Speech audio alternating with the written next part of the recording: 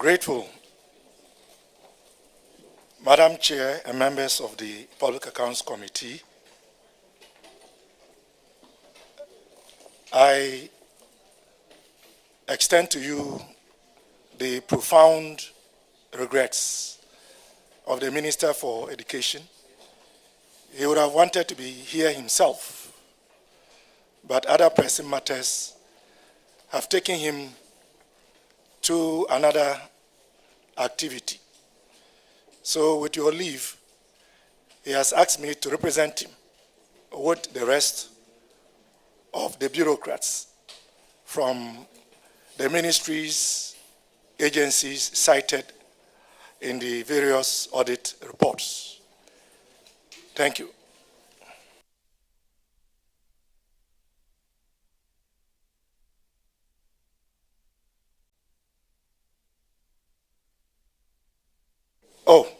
My name is Clement Abasa PAC, Member of Parliament for the good people of Bulsa South and Deputy Minister for Education.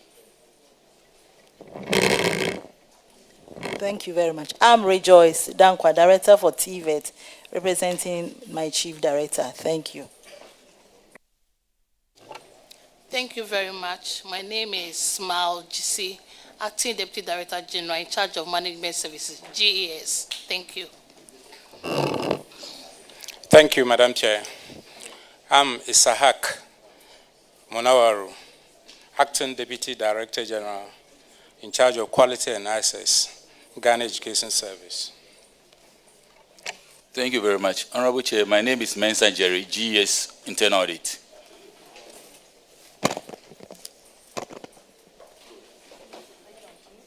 Honorable Chair, my name is Teresa Opomensa, Director in charge of School Health Education Program, GES. Madam, Director of School Health Education Program.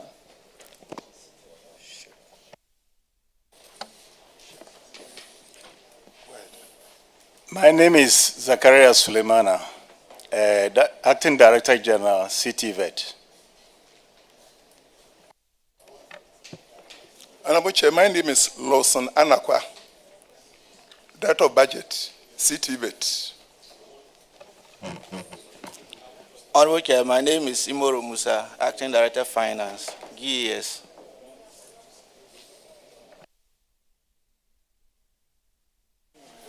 Okay, Ministry, we are going to start with performance audit of the Auditor-General on the provision and maintenance of toilet facilities in public schools. So that's what we are going to start with.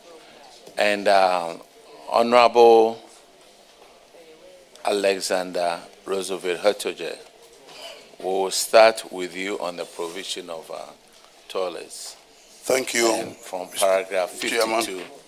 From paragraph 52 onwards.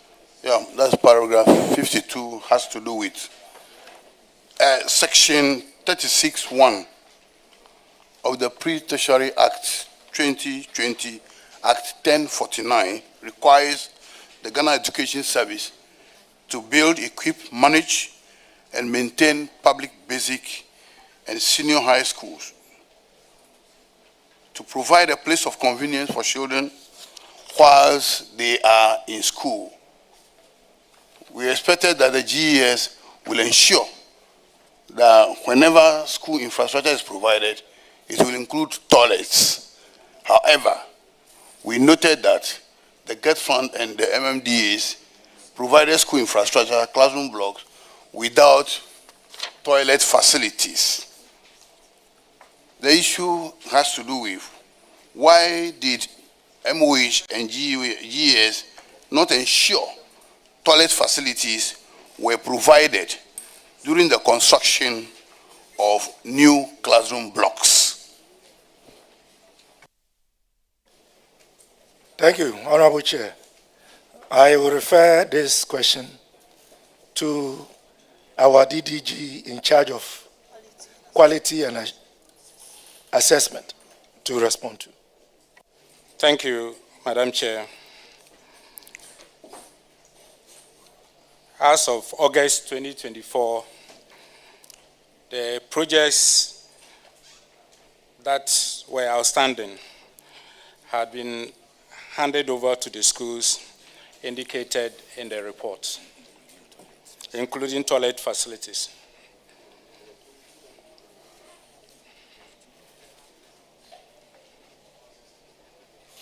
Your answer again, please.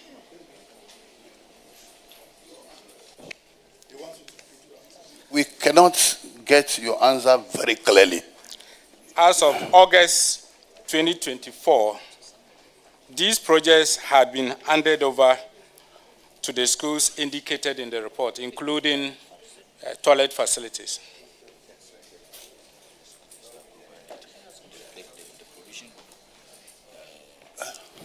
Mr. Chairman, I would like to find out from the DDG Quality as to whether he is aware that the director or the man in charge of planning indicated that there were some schools that were built without toilet facilities because they felt there were existing toilets at the time. And he also indicated in this same report that some schools were built without toilet facilities simply because the people or the communities that benefited from these schools were only interested in space for learning but not toilet. That's whether he's aware of that. Grateful, Madam Chair. I think the issues raised by the honorable member should be of grave concern to all of us. Clearly, this exposes gaps in the current system with regards to funded school projects, and as the member earlier pointed out, school projects also financed by MMDAs. We recognize that sanitation is very important, and going forward, we will ensure that these lapses are taken care of. Thank you. Mr. Chairman, I would like the honorable member to tell the committee in what ways are you going to ensure that your next constructions will go with toilet facilities? Address him properly, please. He's an honorable deputy He's minister. the honorable member and the deputy minister for education. Honorable Chair, he's a long-term good friend. So I think some level of colloquiality is allowed. Nonetheless, thanks for protecting me. Honorable Minister, before we go on, we would like to express our condolences to you and then to the family. You are a family member of Public Accounts Committee, and we need to really do that. We are sorry about your loss. Thank you. Honorable Chair, with all humility, I express my appreciation for this public show of concern. I look forward to having as many of you join us as we put Pastor John Azundem PAC to rest. So now you know that my father was a pastor. Thank you. But Minister, clearly from the dates, you are telling us that no member of the MPP should come for your funeral because it's 31st of January 2026. And you know that 31st January 2026 is a very special day on the calendar of the MPP party. But that notwithstanding, we will do the needful. Accept our condolences. Madam Chair, most grateful.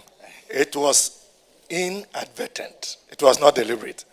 But I do concede that that may not have been the best day to pick. But Madam Chair, just something striking. Growing up, we're told of kids from pastors and how they behaved. But knowing you, Chief, it looks like it confirms that assertion. it really confirms that assertion.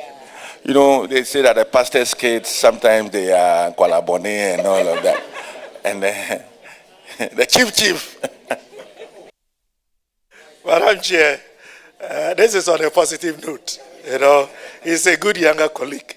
And in other words, he's trying to expose the fire in my belly. But let's say the apple doesn't fall far from the tree. The old man himself, in his days at the University of Ghana, Commonwealth Hall, the effective number 7 winger, was much more active than my good self. So I believe in the womb of time, I would also transition to become a pastor. Very well. Mr. Chairman, I was indicating that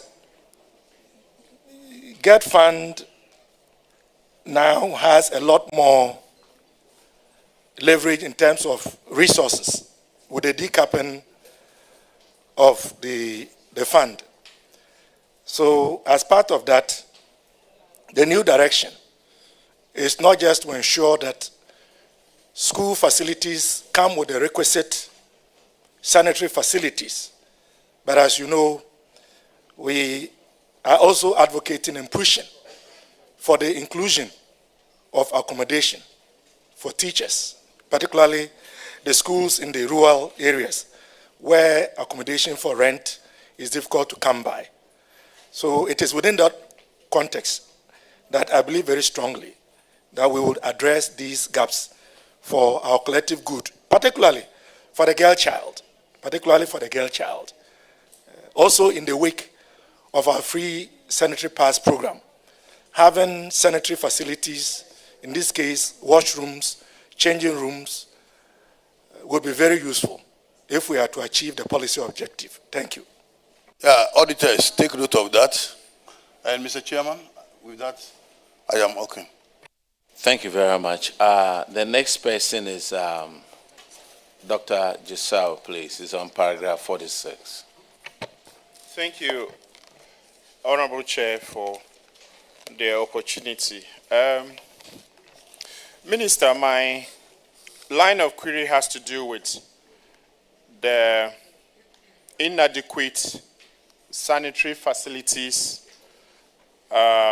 in public schools and public facilities.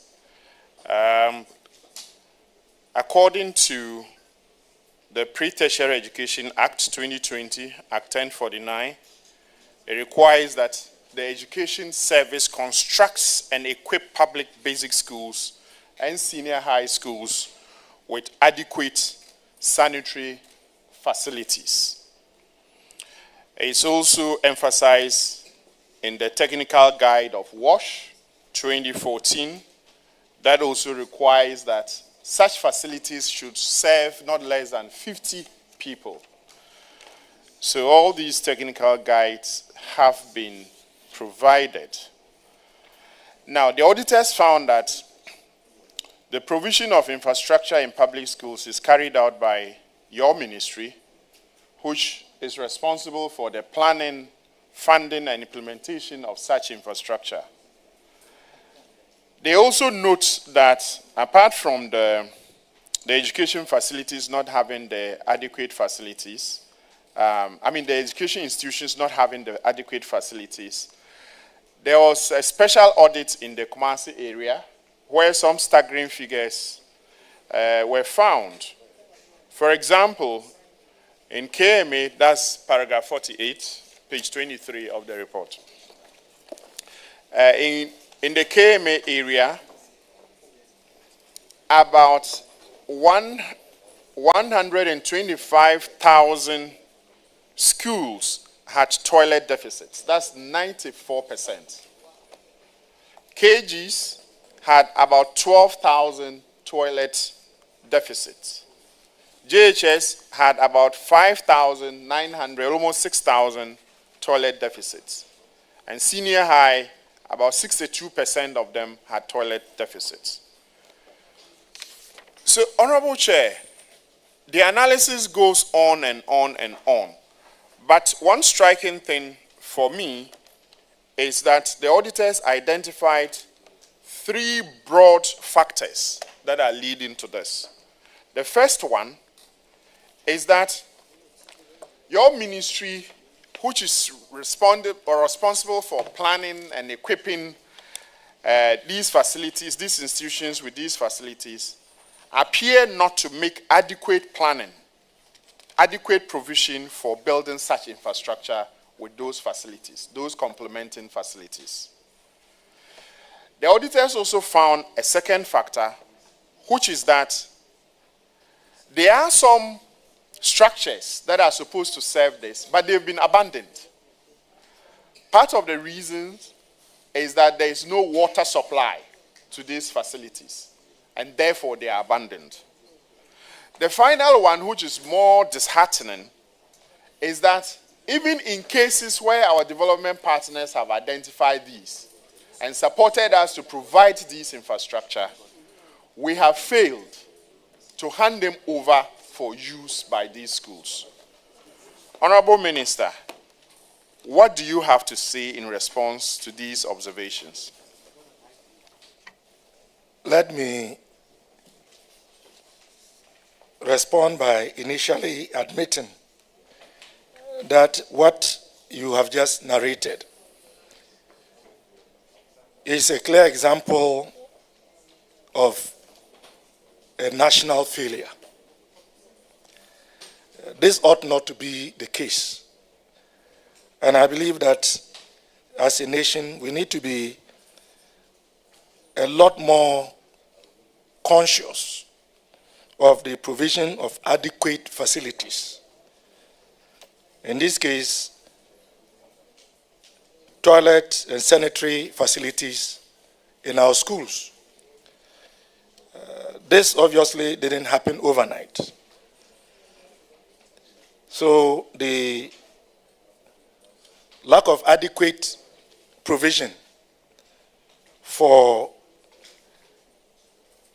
building these facilities, again, would be taken care of within the context of new projects going forward. The new thinking, as far as Get Farm projects are concerned, is that they must be holistic in terms of coming not just with the classroom blocks, but the toilets and the washrooms and the changing rooms, and even accommodation for teachers. That will respond to the first factor identified. Now, you also mentioned the second one, which is abandoned structures, which should be in use as sanitary facilities. Clearly, that is one that we can look at as a ministry and to see how we can put them to use. It will come at a cost, but we can look at it, conduct an audit, and do an appraisal about how much it will cost. And if we can make a good case, I believe we should be able to address some of the abandoned structures. The third factor identified by the auditors has to do with those facilities funded by donor partners, which for one reason or the other, the auditors have queried of not being put to use. We will look into that as well, and to make sure that those that are yet to be put to use are put to use. Because if the facilities have been constructed and are available, why would they not be put to use? Except, of course, they could be matters of payment to the contractors, which may then prevent the handing over of those facilities to GES for onward use by the students. So we welcome these queries. We would work at them to ensure that our students, our wards, are able to have these critical facilities to enhance teaching and learning. Thank you. Thank you, Honorable Chair. And the Honorable Clement PAC that I know, and the Honorable Haruna Idrisu that I know, I'm confident that you will walk this talk Except that I have a further clarification to seek. You indicate that the new thinking is that infrastructure like these that go to the basic schools in particular should come with sanitary facilities and also teachers' accommodation. Did you also factor in water, say boreholes, etc., in such facilities? Because one of the reasons for abandoning these structures is just that they don't have flowing water and therefore there's no point using them. And so we appear to be wasting and sinking a lot of money to structures that are not utilized. Madam Chair, the honorable member is right. It was an oversight. Even with the current Get Fund projects ongoing, I know that it is part of the arrangement that when the structures are put up, a mechanized borehole is a component of the contractual agreements. I mean, even from our own constituency, as a member of the Education Committee, I know that this is the case. So I took it as a given, but your question has caused me to clarify that they would go with a mechanized borehole to ensure that water is available for the WCs, which is what we are doing these days. Thank you. The numbers that have been abandoned are quite huge. Is there any action that you are planning to take this year to ensure that at least some of them are put back to use? And this is particularly important because of our recent experience with COVID and outbreak of cholera and other related diseases in our schools and the risks that it poses to our wards. What exactly will you be doing to plow back the use of these facilities? Honorable Member, as I indicated earlier, we would drill down the information in the report, identify the various facilities where they are, do an appraisal to determine what it will cost.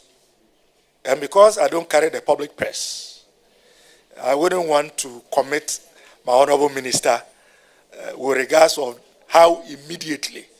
But of course, we can always look at other external sources to see if we can galvanize some donor support to put them back to use, even as we are constrained within the context of our own budget. But we will look at them, and those that are low-hanging fruits, I believe the honorable minister, with his own dexterity and with the support of the committee, will be able to do something about the rather appalling situation narrated. Thank you very much, Honorable Chair. All right, the next person is Honorable Sebastian there on page 58, please. I mean paragraph 58. Yes, thank you very much, Honorable Chair. I think my question is very much linked to the premise established by my senior colleague, Dr. Jasal, with regards to abandonment of WC toilet facilities in schools. But the crux of my question is the rampant nature of this, particularly in our schools, and I was sad to note that in the list also there is a purely girls' school, and we all can understand when there isn't toilet facility in a girls' school. But the problem I have is these toilets have been built, and per the auditor's report, across 6 schools that were cited, 11 structures were built but locked up and not being in use. And the beneficiaries cited lack of water as the reason. I am glad to note that the Deputy Minister has actually noted that new structures that are considered to be built or are being built, water is going to be factored in. Question is, these ones that were cited by the auditor, what is the status now? Have these structures been opened now? Because at least the auditor's report has come out over a year now, and the committee would like to know whether these 11 structures across the 6 schools are now opened and they are being put to use. Most grateful, Madam Chair. I would invite my DDG to respond, and if necessary, I will wade in. Thank you, Madam Chair. The schools that were identified in the sample reports have all been handed over to the schools. But for those that were abandoned due to lack of water and the use of WC toilets, KVIPs have been provided while the system works to resolve the problem sustainably. And when it comes to the girls' school you mentioned, they have received a 20-seater toilet facility at least to stand in, while some other additional facilities will be added. Madam Chair, the additional information I wish to provide pertains to the existing structures that cannot be used due to the unavailability of water. I would be conveying this to the Honorable Minister. I know that it should be possible for us to speak to other government agencies with the capacity to drill boreholes.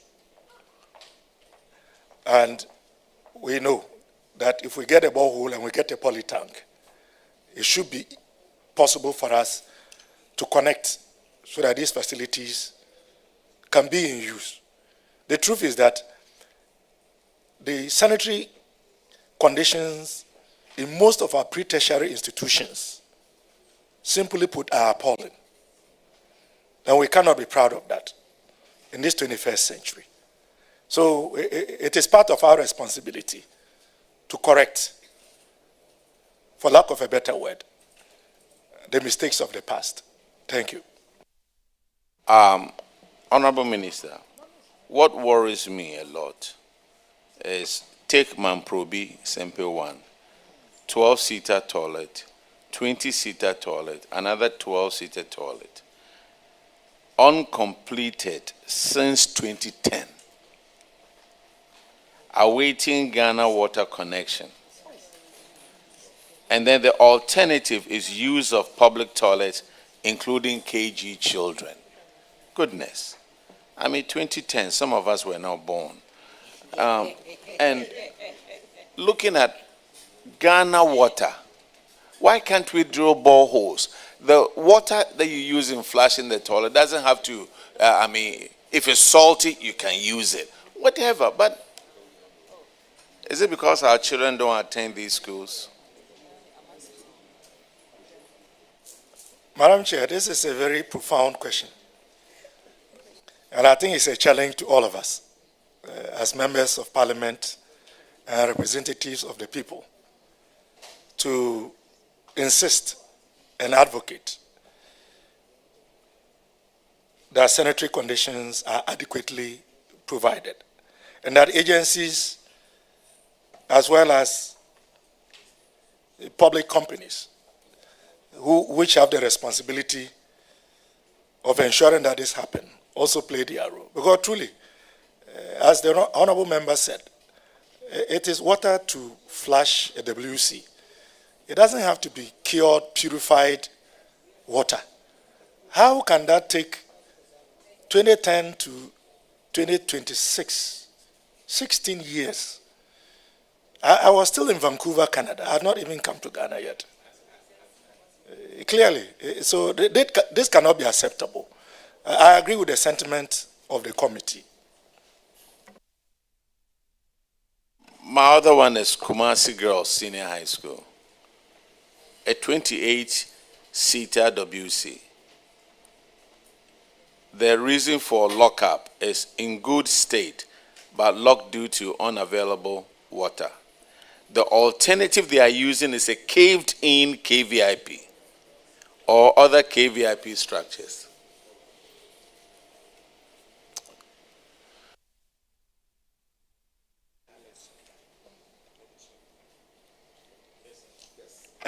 Yes, go ahead.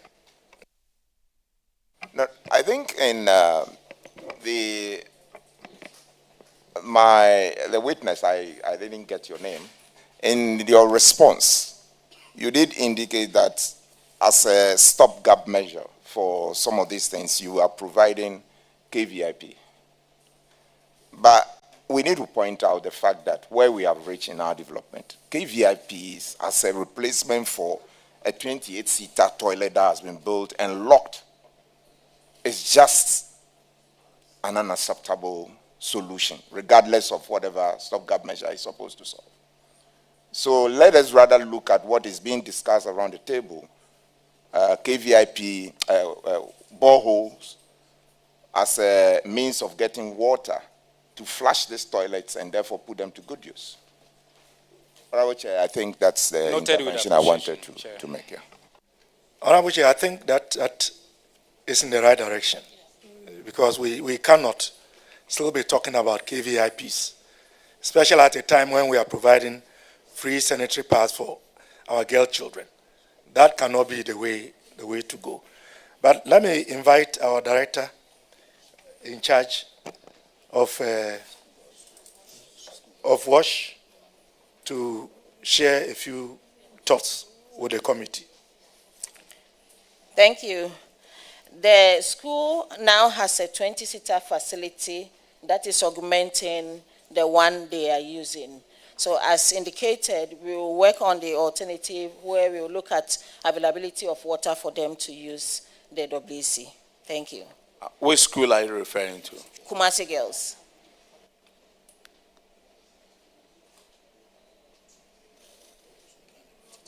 Madam Chair, Kumasi Girls, for clarification. Honorable Member, are you done with your questions? Yes. All right, thank you. The next one is Honorable Kwesi Kunedu from paragraph 63. Chairman, thank you very much. Chairman, this also has to do with abandoned and delayed handing over of similar facilities to schools.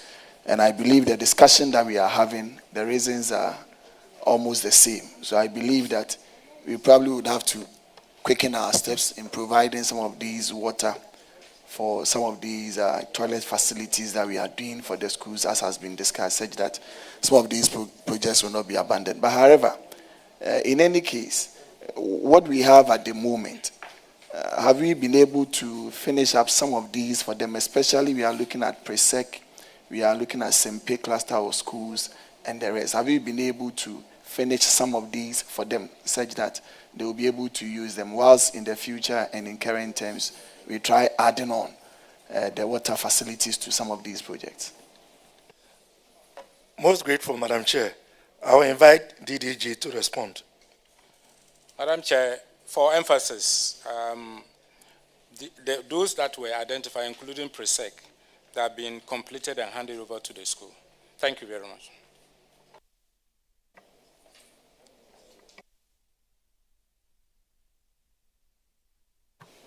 Deputy, what about the others? Because we are looking at almost about 5 of those schools. All those, sorry. Pay and the rest. Madam Chair, for all those identified in the study report, they have been handed over to the schools. They have been completed and handed over to them. Yes, the Temamata these days schools, yes, and all of them. Oh, okay, that's good. Thank you, Chair. Okay. Chairman.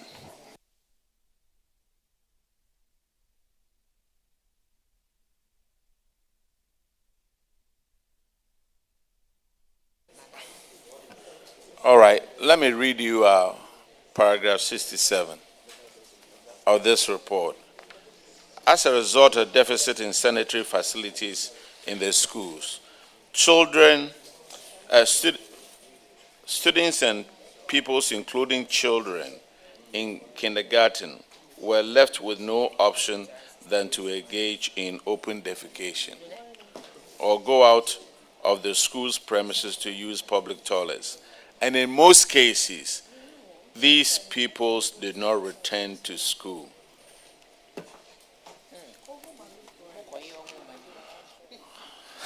Madam Chair, am I to respond? No, sir. It's just for the public to know. Well, Some of the students, when they go and use the washroom, they never return. Madam Chair, but this is why these facilities are important. Very. Invariably, this affects teaching and learning. Yes. Because to use the washroom, you have to go off the premises. Yes. And then they don't come back. We are not doing ourselves any good. This is the future of our nation. So we owe it to them and to ourselves to ensure that these challenges are resolved. Let me appeal to the committee. The Get Fund formula is yet to come to Parliament. So most of these issues that are coming up and are related to Get Fund, let's be conscious of them when the House has a chance to look at the Get Fund formula. I'm grateful.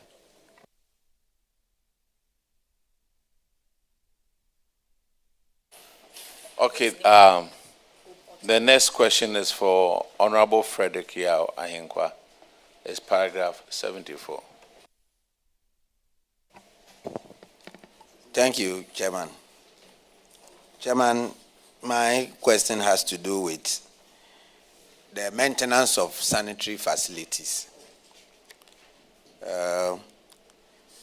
Section 5.7 of the WASH in Schools Facilities Planning and Management Guide 2014 requires that sanitary facilities in schools should be cleaned daily, and areas to be cleaned include walls, floors, wash hand basins, toilet bowls, and squat hole.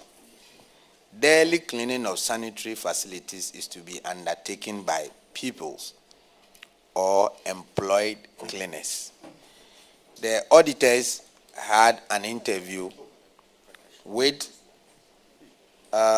school management, teachers, and people, and that the facilities were not cleaned on daily basis.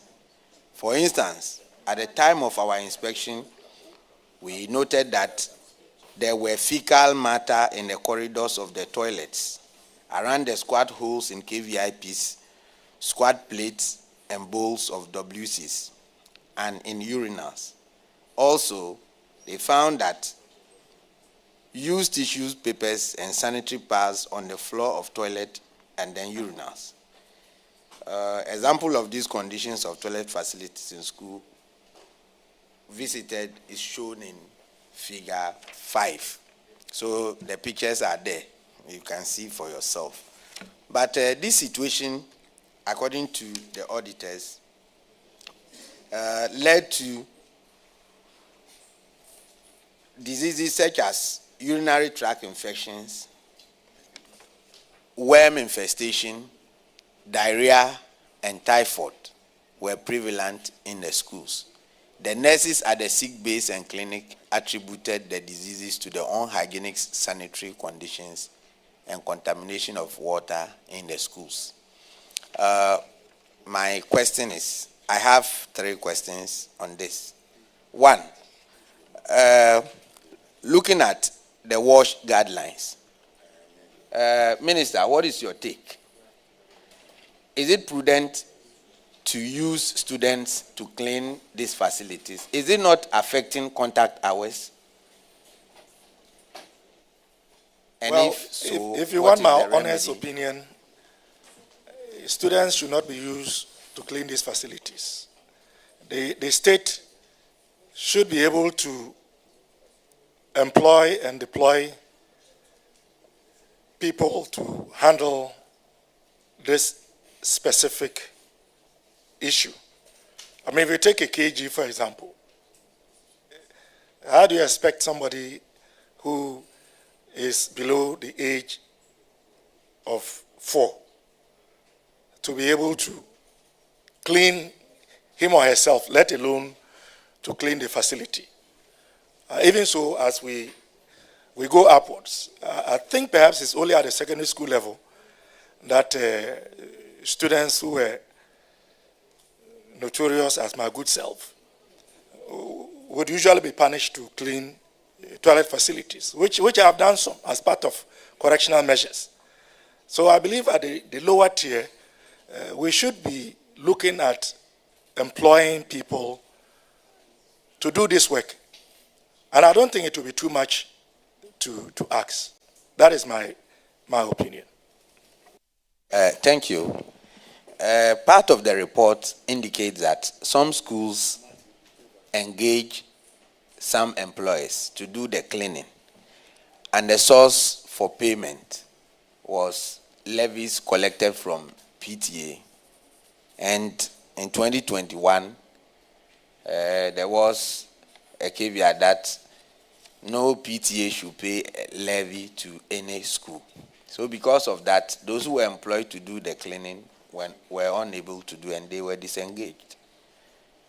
Now, do you think of anything different, or thinking outside the box to come out with something that can be used to pay these people, since you are in agreement with me that people, according to your view, and then an expert, shouldn't be used to do this cleaning in the schools? What else do you think of should be the best alternative? Most grateful, Madam Chair. Indeed, it was the case that PTAs were disbanded. We had what was called parent associations. The A was taken back. But we have since reinstated PTAs with some modification and some guidelines. But having said so, it shouldn't be the responsibility of PTAs. Ideally, this should be the responsibility of the state.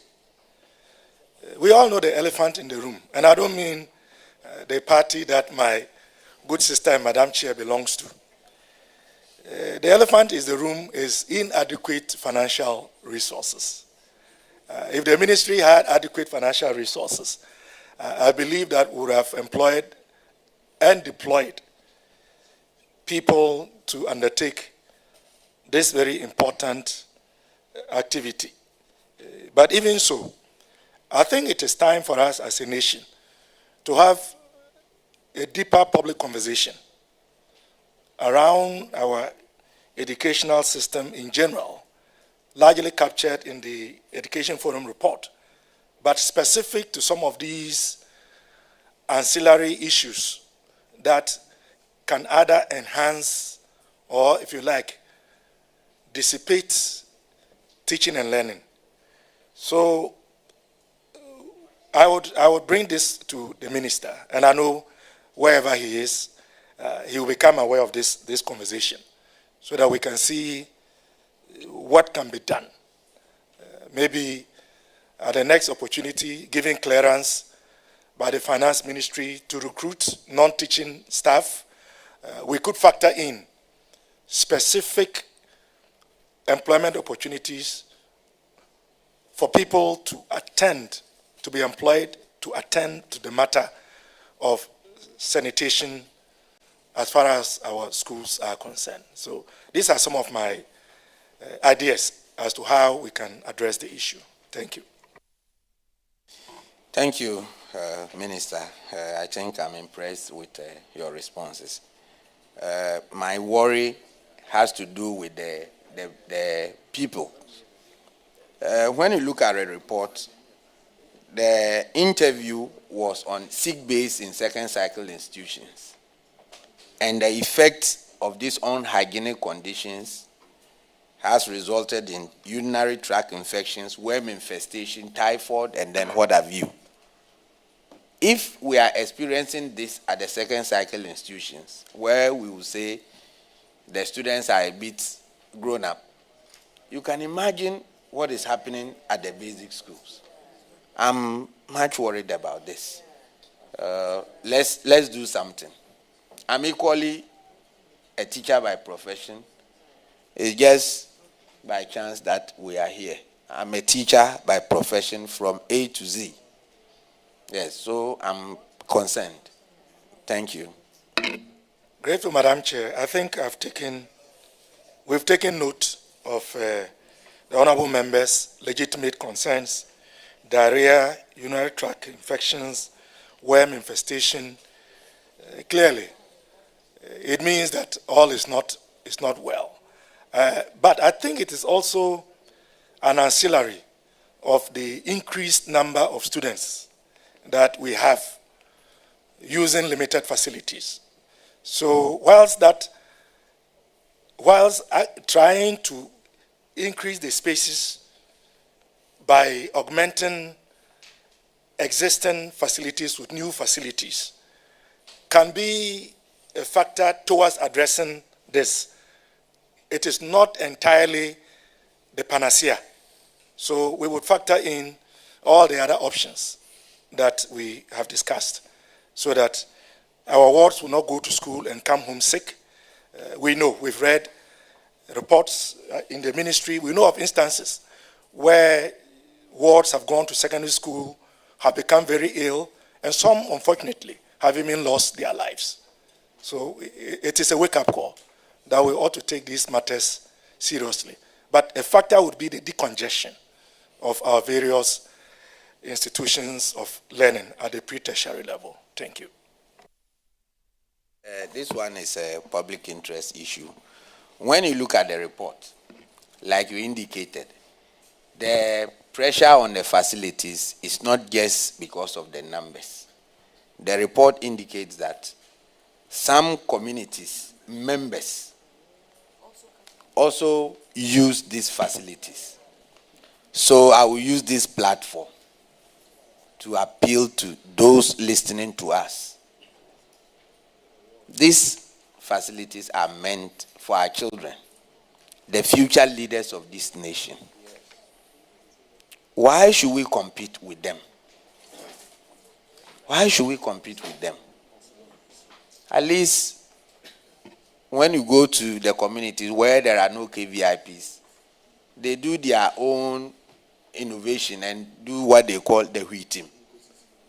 Why can't we do the wheat team and then leave these ones for the students to use? We are appealing to those watching us to desist from that, so that at least our future leaders will have a clean environment, hygienic conditions, grow up, and tomorrow become Dr. PAC, a deputy minister.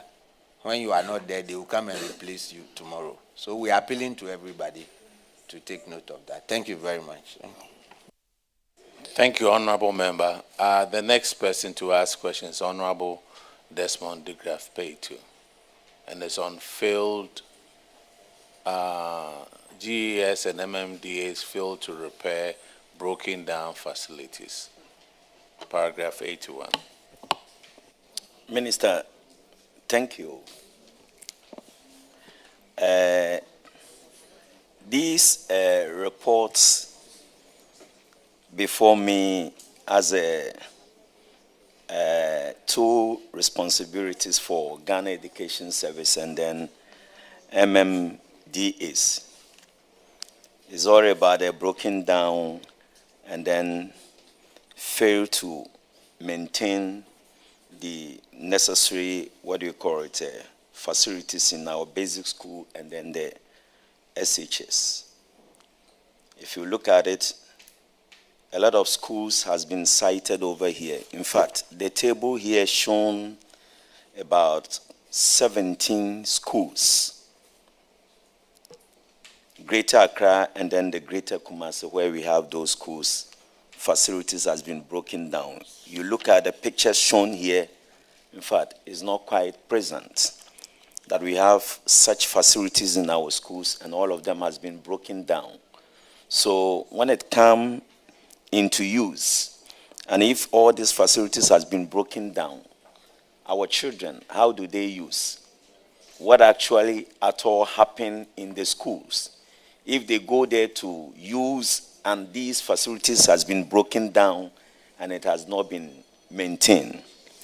Minister, I would like to know from you, Ghana Education Service, MMDAs, in terms of responsibilities of maintaining these facilities, can you throw a little light about it?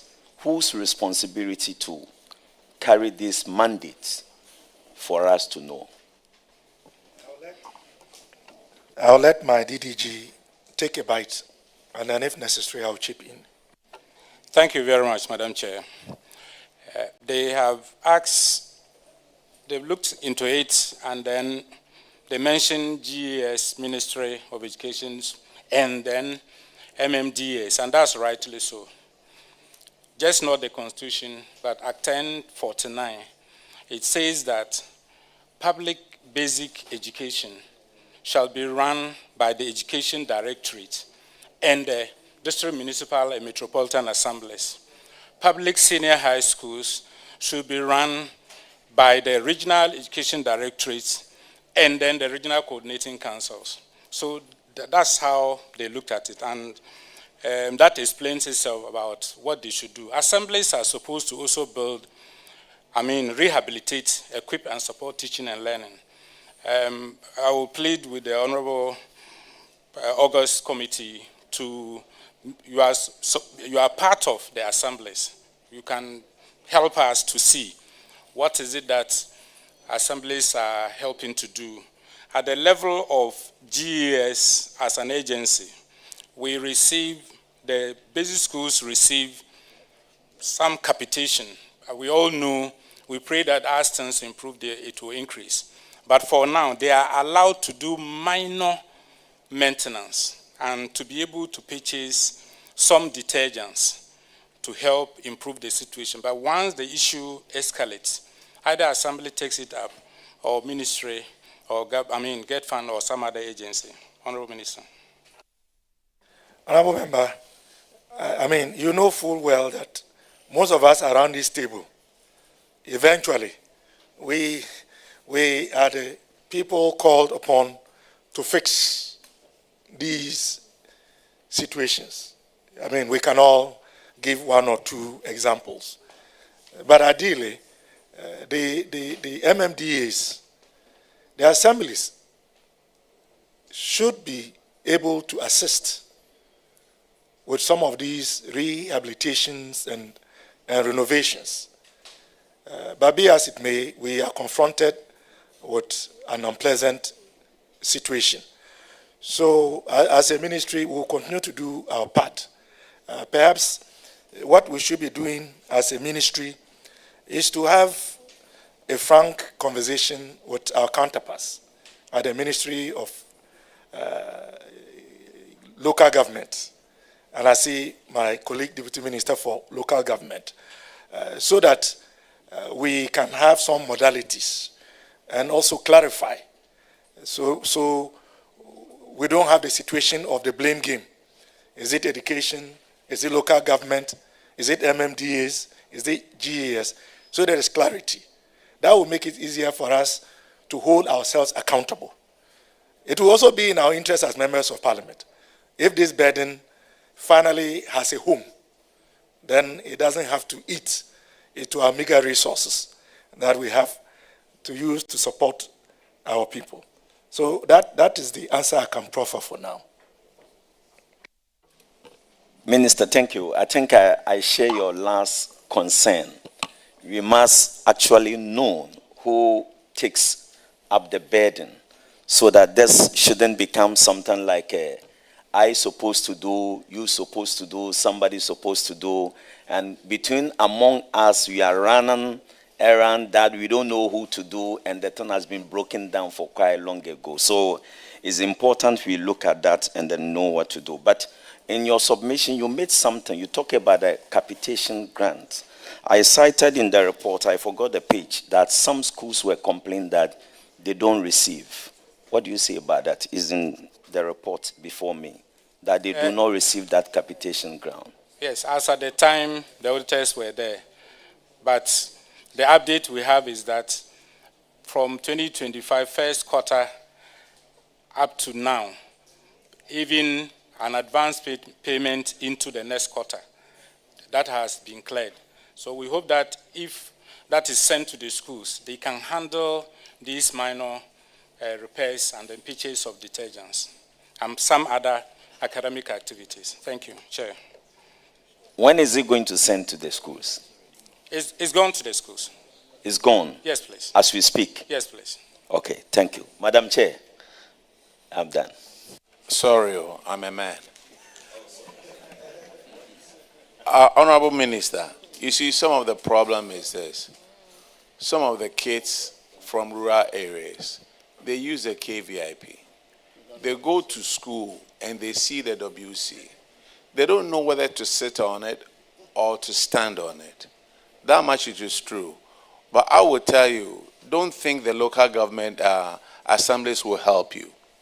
Go to most of their washrooms. They've all been locked up because they don't pay the they don't pay the water bill. They will tell you that they don't have a borehole.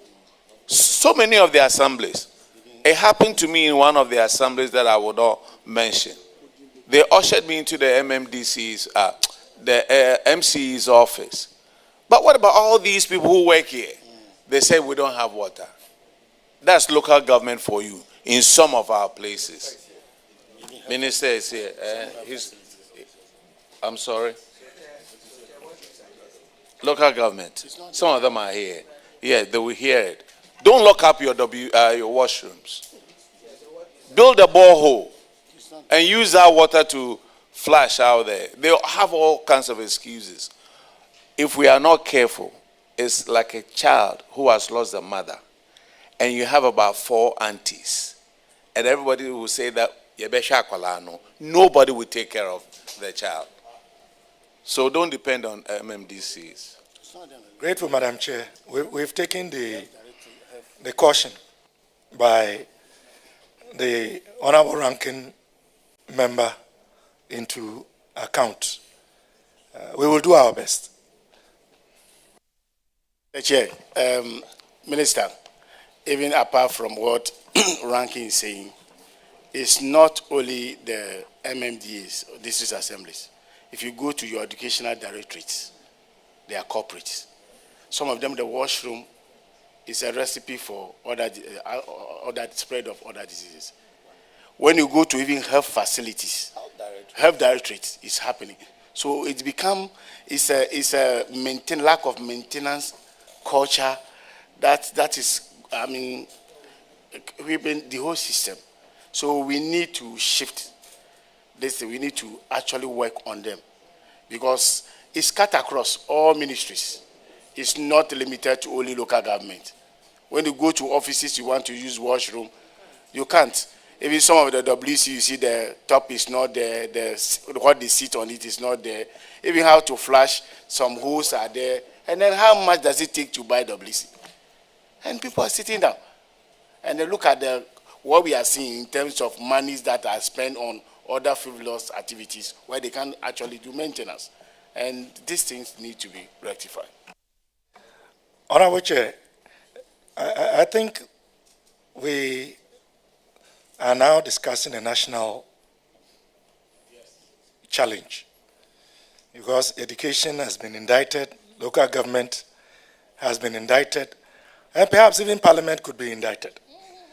Those of us who have been here for quite some time, you recognize that I've had cause to complain sometimes on the floor about insanitary conditions in some of our own washrooms. So maybe we have the need for a national reorientation with regards to sanitary facilities, their maintenance.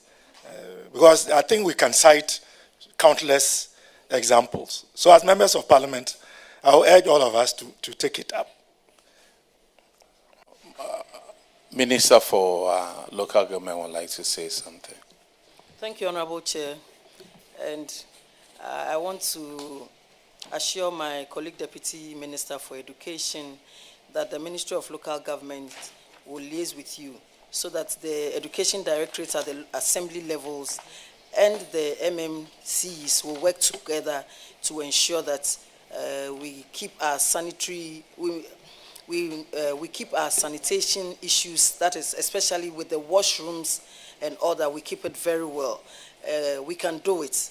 So let us engage them to ensure that they are on their toes. Education and the MMDCs, that's the education directors, because we cannot do it in isolation.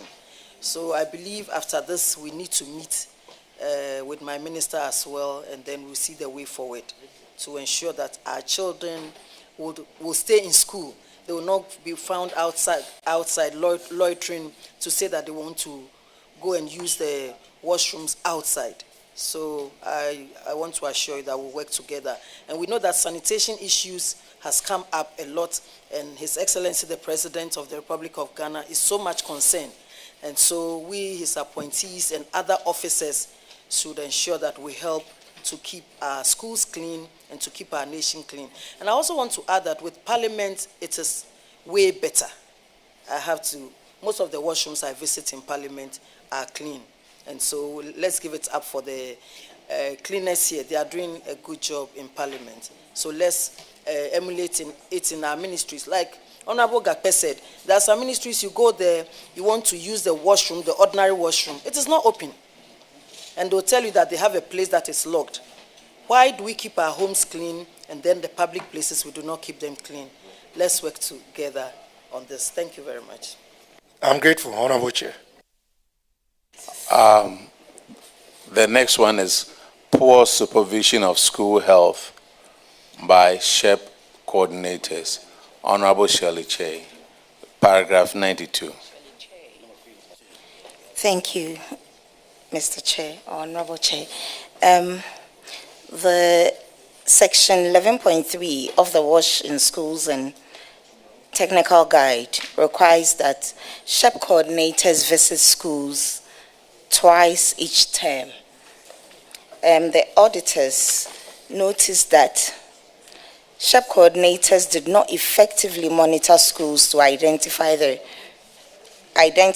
and report on the poor conditions of toilet facilities for GES to take action to address them.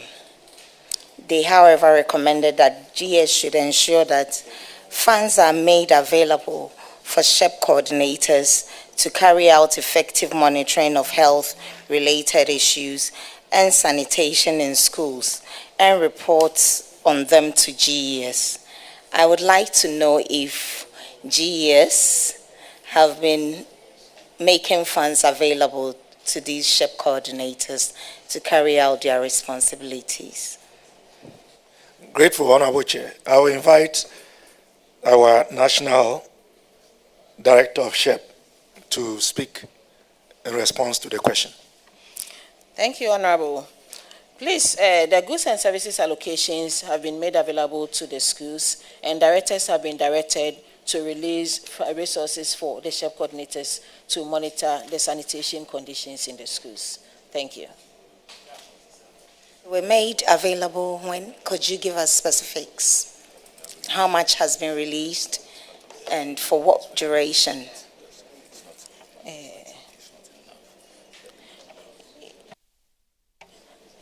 Like my DDG indicated earlier on, from the beginning of the year, the funds have been released to the schools. So have you followed up districts to see if they are effectively using these funds for its intended purpose? Yes, please. Recently, the auditors have gone around. As a unit, we have also gone around to monitor wash activities in the schools. So they are being used. So you are happy with what is being done? Is there an improvement from 2020? This report dates back 2022. So are you happy with what is being done now? Is there an improvement from when this report was made? Yes, please. From the visits we have made to the various schools and the district offices, there is an improvement. Just that, as we indicated, the numbers are now more. So there are some that are beyond the schools. And if we have funds for maintenance in the broken facilities, I think we will have a total improvement when it comes to wash in the schools. Okay, they also noted that instead of them reporting on health-related issues, prevention, control, and eradication of infections, they were rather reporting on release for mosquito nets and deworming students and all the others, which were not really what they are mandated to do. What measures have you taken to ensure that they are really reporting on what they are mandated to report on? The disease prevention and control activities are part of the mandate of SHEP. We have 4 pillars or 4 thematic areas we work on, and disease prevention and control is one of them. So the malaria we see in the report is part of the disease prevention and control activities, and that is why they are monitoring that. And if you look at the report, it indicated that as a result of inadequate funding, so when we have funding for a particular activity, then we had to ride on the back of that funds to do other activities. That is why at the period of the audit, they saw the report on the malaria, because at that time, it was malaria monitoring that they were doing in the schools. But aside that, we monitor for all the areas under the SHEP, the 4 thematic areas of SHEP. Thank you. Thank you very much. We'll just pray that GES continues to release the available funds, or the funds that they need to carry out their activities, as this is very important for our students and their health. Thank you. Honorable Chair, I would plead with the honorable member to make the same appeal to the finance minister when the ministry appears before the committee. I mean, we can only survive as much as what we get from the finance minister. So we agree, but also put in a word on our behalf that it should increase the size of our pie. Yeah, thank you, Honorable Minister. This goes to issue of inadequate financing, everyday inadequate financing. But the little that we give, how are they utilizing it? Look at the report that comes here. I mean, especially the educational sector. And the SHEP coordinator, National SHEP coordinator, first of all, I want to remind you that you are under oath. That is the first, you are under oath. What we are telling is that you monitor the release of funds and is geared towards what they're supposed to do. Are you telling this committee the truth? Thank you, Honorable. I'm here with my auditor. That is the mandate of the audit, and we also do the monitoring of the wash aspect. So with the finance, is the audit session of the GES that does the monitoring of the use of the funds. Thank you. Can confirm that the funds have been released. Auditor, speak to the mic. Thank you, Honorable Chair. So far as we know, in terms of our GOG releases to our schools, that has been done as far as we are concerned. Thank you. So this committee, one of these days, will join you to go and actually visit the places and see, ascertain the truth that whether the money have been released and being utilized. Because the issue is that we want you to tell us the problem and then we find solution to you. So if your mother is dead and you say he's sleeping, the corpse will be smelling at you. So it's the ball is in your court.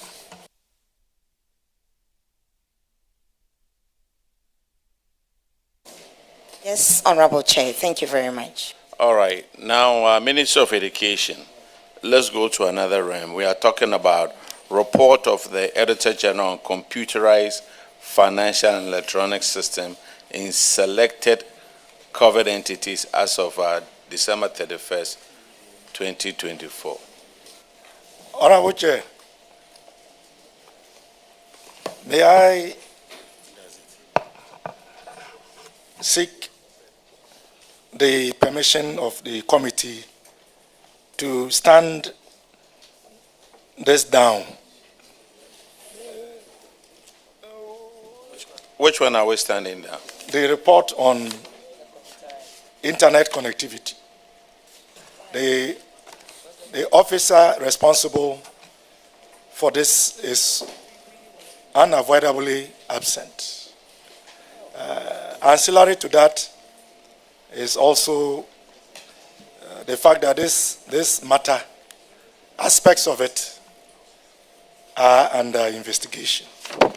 Wow. And so, in his absence, it makes it difficult for us to proceed without stepping on landmines. But the auditors will intend this way. So can we go to the other Ghana Education Service, Get Fund Secretariat? We do have TVET, Commission for Technical and Vocational Education and Training, and we were expecting a director from Get Fund to be with us. But we do have the CTVET acting Director General here. So if we could take CTVET whilst we check to make sure that there is a representative from Get Fund, we'll be most grateful. But the indication was Get Fund, the administrator has traveled.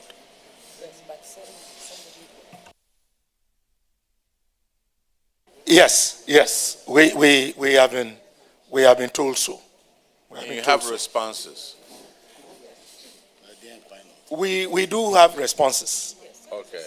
But Honorable Chair, you know, Get Fund is a very nuanced agency. It's a nuanced fund. Some of the questions may be beyond our ability to explain. So if we are to stand the issue of free Wi-Fi down for now, I will plead that we stand the issue of Get Fund whilst we look at an appropriate date to bring the two heads of agencies before the committee. I so submit.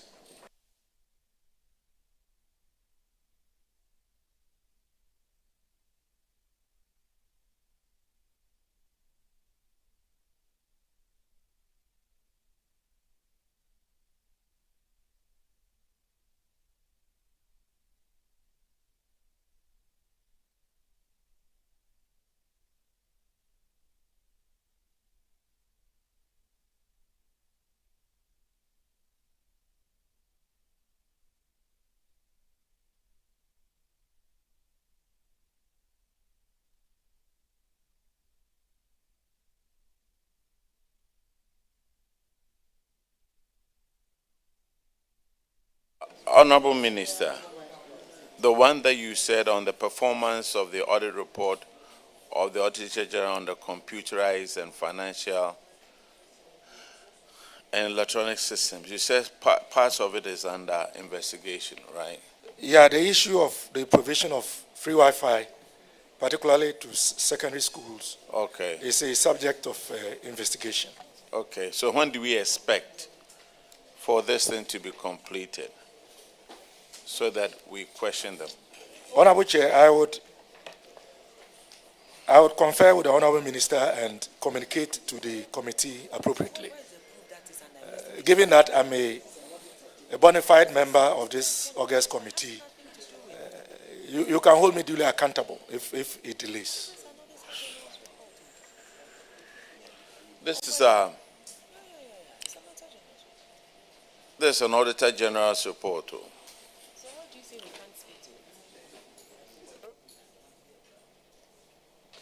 Well, I'll be at the pleasure of the committee.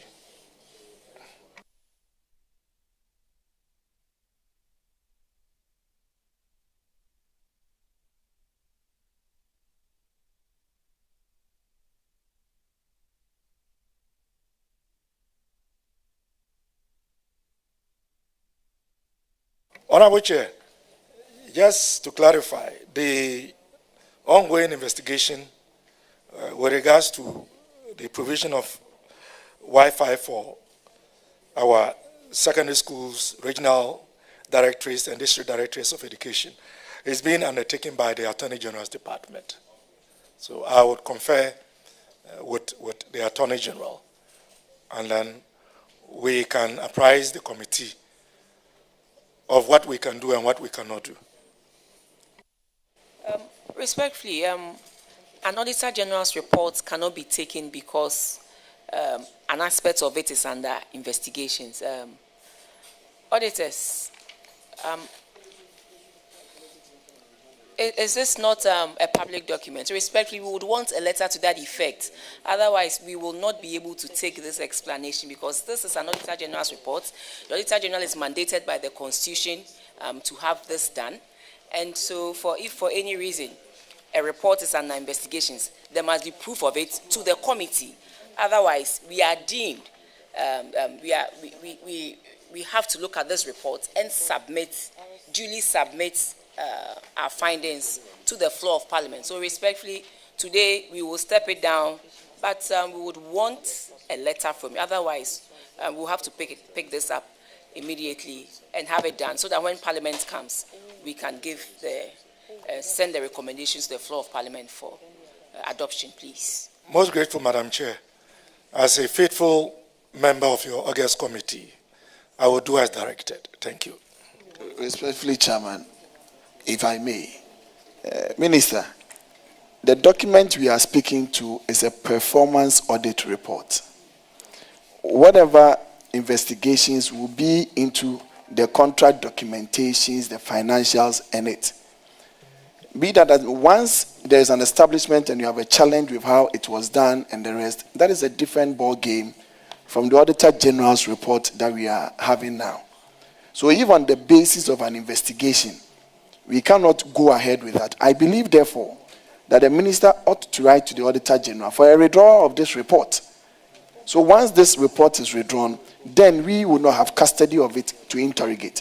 But once it's still with Parliament and not withdrawn, I probably don't think that an investigation as to some aspect of it will bar us from having an overview as to the performance of what has been done on the ground. Respectfully. Grateful, Madam Chair. Madam Chair, I made a plea and I gave two reasons. One is that the officer in charge of this portfolio is unavoidably absent. And the second one is what you just indicated. I'll reiterate my appeal that the committee steps this down. We would reappear before the committee on this matter. All right. It's not about you appearing. Respectfully, it's not about you appearing. It's about you giving us a letter to indicate that, respectfully, this report is under investigations, and so maybe the AG is asking the committee, because the Auditor General derives its mandate from the Constitution, and they have gone ahead to prepare a report, and we are being told that the matter pertaining to this audit performance is under investigation, so we cannot take it. But respectfully, we would want a legal authority backing this. Otherwise, it will seem as if we, the members of the committee, are failing to do what is expected of us, please. Most grateful. I will do as directed. I'm grateful.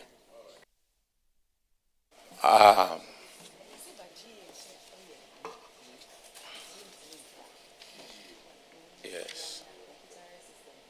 Okay, in that case, we'll call Gimpa, please. No, TVET is here. Hey, is TVET here? Yes. CTVET is here, right? Yes. Let's take CTVET since you guys are seated. And after that, we'll call Gimpa, please. Huh?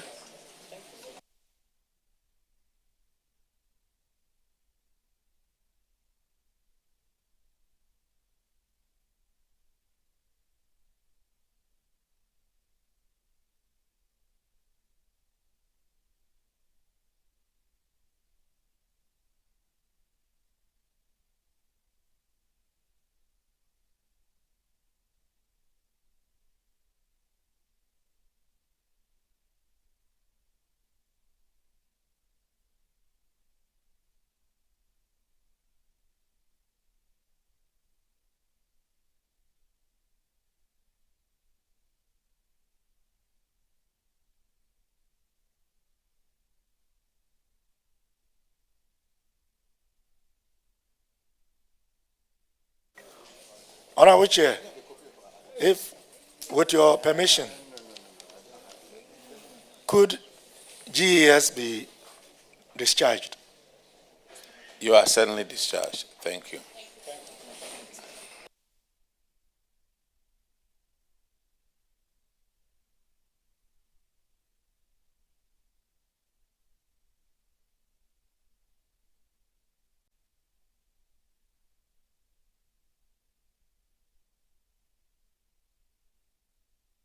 Is Gimpa around?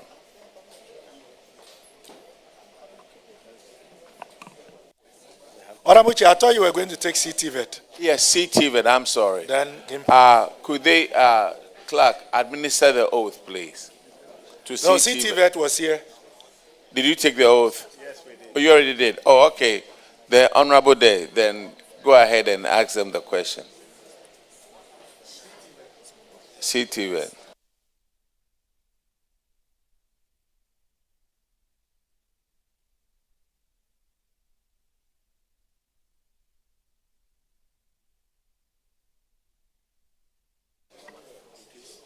Honorable Chair, two additional persons from CTVET were not here when the oath was being taken. And given that this is a house of records, So, I clerk, believe they take the oath. make sure that they also, you administer the oath to them, please.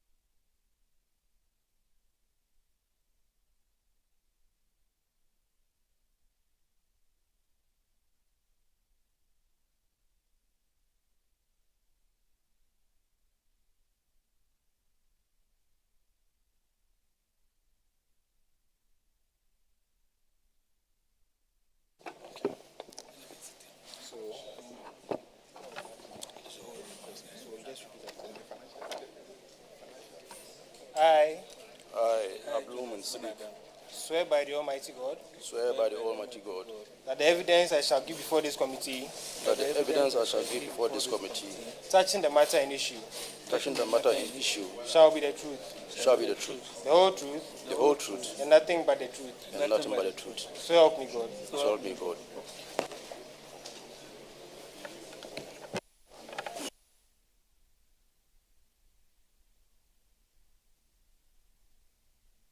Have they introduced themselves? Yes, yes, please introduce yourself. Good afternoon. My name is Abdul Siddiq, Head of Finance for CTVET. Thank you.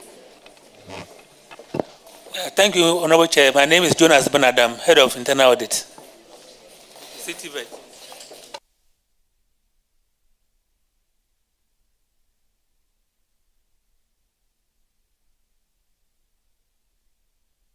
Okay, Honorable Abuna Osiasari will take you through your accounts.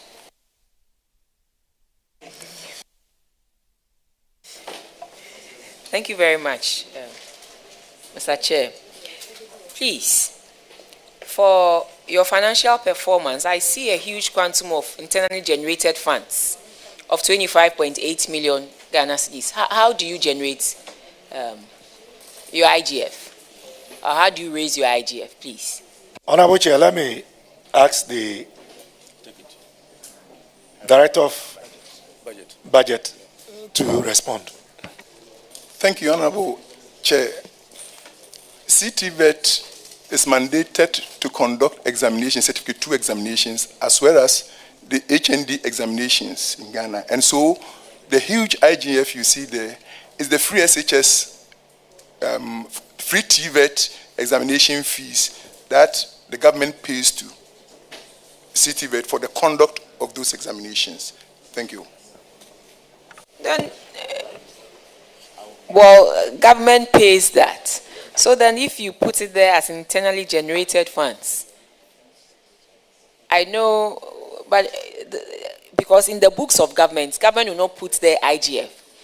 Government will put their transfers to CTVET, so that if in your account you describe it as internally generated funds, when we want to see the debit and the credit, how do you then identify it? Because this cannot be internally generated funds from your own coffers. Because I see you putting the funding from donors.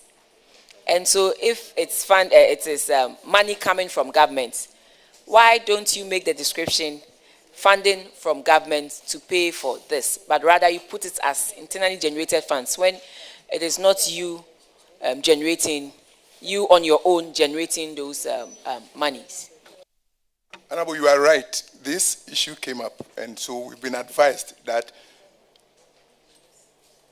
government payment for free SHS should be classified as subvention from government free SHS, while we separate the little that we are also able to generate from the private candidates who write our examinations. Thank you, Mr. Chairman. So moving forward, we'll see that distinction. Mr. Chairman, yes. Okay.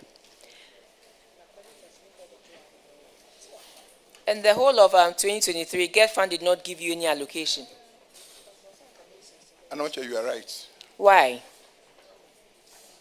We did not receive. We did our best to receive, but we did not receive. Okay, and then I also see allocation from funding from donors of about 2 million Ghana cedis. Which donors gave you this huge sum of money? Because I'm looking at 97,000 Ghana cedis for 2022 and a huge amount of 2 million for 2023. I just want to find out who did that for you in 2020. Honorable Chair, we ran two programs, Ghana Jobs and Skills and then the Ghana TVET voucher project. And so the 2 million you see there is from the Ghana TVET voucher project for the activities of the Commission in implementing the TVET voucher project. Thank you. What is the TVET voucher project? Honorable Chair, the TVET voucher project is a project by government of Ghana where institutions that train master craftsmen, and then they also pass on the training to artisans so that the whole spectrum of people in the TVET sector are given the necessary skills to deliver. And that's so we give them vouchers, and then they use those things to get the equipment for the training. That's excellent. When did you start this? Way back. 2022. Yes, 2022. Wonderful. Right. Yes. Yeah, because education is not all about the classroom, but also learning to use our hands and building skills and passing on the skills to other people too. So, and I hope you are still working on that and making it even more available to a lot of people.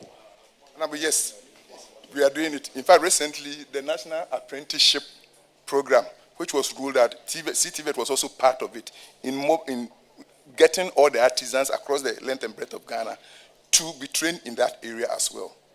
Together with the National Apprenticeship Program. Yes. Well, I see an improvement, but I also see a huge jump in your goods and services. Sometimes you make it seem as if the more money you get, the more expenditure you make. You got monies from government for 25.8 million, and then I see you raising your goods and services from 13 million in 2022 to 21.5 million in 2023. What happened? Honorable, as the number of candidates who are engaged in the technical institutes and vocational institute increase, the allocation the government will give us to run the examinations increase. Concurrently, the examination cost of all the increased candidates also goes up. So when you have 35,000 and it increased to 50,000, the allocation from government will go up and the expenditure on all those 50,000 candidates will equally also go up. Thank you. You know, in the government setting, when government says goods and services, they are mainly for consumption items. So maybe the auditors, TVET, they have a peculiar mandate such that we cannot lump their training and the services they offer as goods, and because we know goods and services are usually for consumption items for the ministries, departments, and agencies. So we should look at it and give it a befitting narration so that it will be distinct from their regular goods and services moving forward. Well noted, Honorable Chair. But I think on the whole, I mean, you're doing well. You increase your profits or your surplus from 164 to 3.1 million in 2023. But I hope the trend will not change. Come end of 2024 accounts, 2025 accounts, we'll see not just the surplus, but we'll also see the impact that you are making, because these are huge sums of money that are being invested. And so we want to see not just the surplus, but we also want to see the impact, and a lot of entrepreneurs around doing their own thing and also contributing their bits to the nation. Honorable Chair, I think I'm done with this. All right, thank you. Thank you. You had a question? Okay, go ahead. Thank you very much, Honorable Chair. Yeah, my question, it stems from the seemingly huge monies that you are reporting, funds that you are reporting under internally generated funds. I think, fortunately, you've explained that going forward, it will not be the same, because it gives a very erroneous impression that you are able to, on your own effort, generate such funds. But the issue is, per your Enabling Act, and then with the advent of the Ghana TVET service, where if you look closely at the functions that each of these entities is supposed to be performing, a lot of the things that would happen or has happened under the voucher program that you are taking credit for, per the Enabling Act, that is supposed to default to an entity like the Ghana TVET service. I stand to be corrected. What steps are you taking so that you focus in the core area of regulating the area? Because here you are as an entity being in charge of regulation, you are in charge of conducting examinations, you are in charge of actually implementing programs and projects that go way down to apprenticeship. What steps are you taking, okay, to focus in this critical area of regulating the TVET landscape, so that next time you come to the Public Accounts Committee or other entities, we will be able to scrutinize and ensure that you are adding value to the TVET space? Great, Honorable Chair. I'll let the Director General of CTVET respond to the question. Thank you very much, Honorable Chair. The activities under the Ghana Voucher Project includes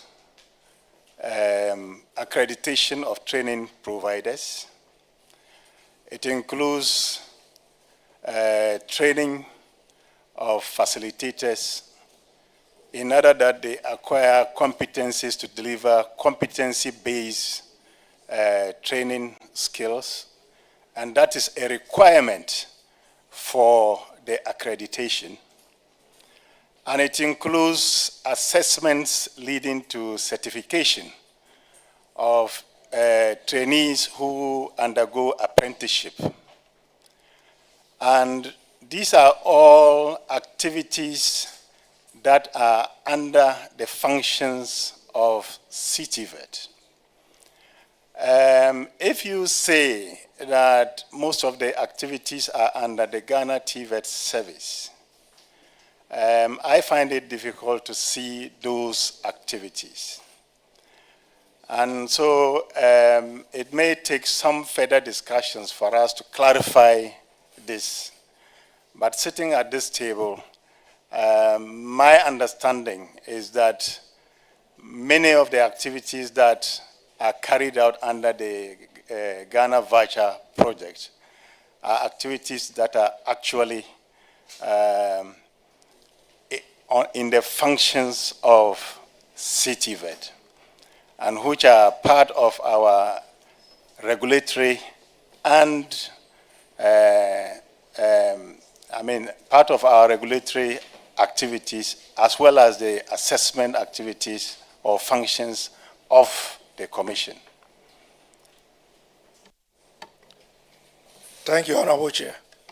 I think the Honorable Member in his previous life has been very involved in this sector. And so he's speaking to this with some experience.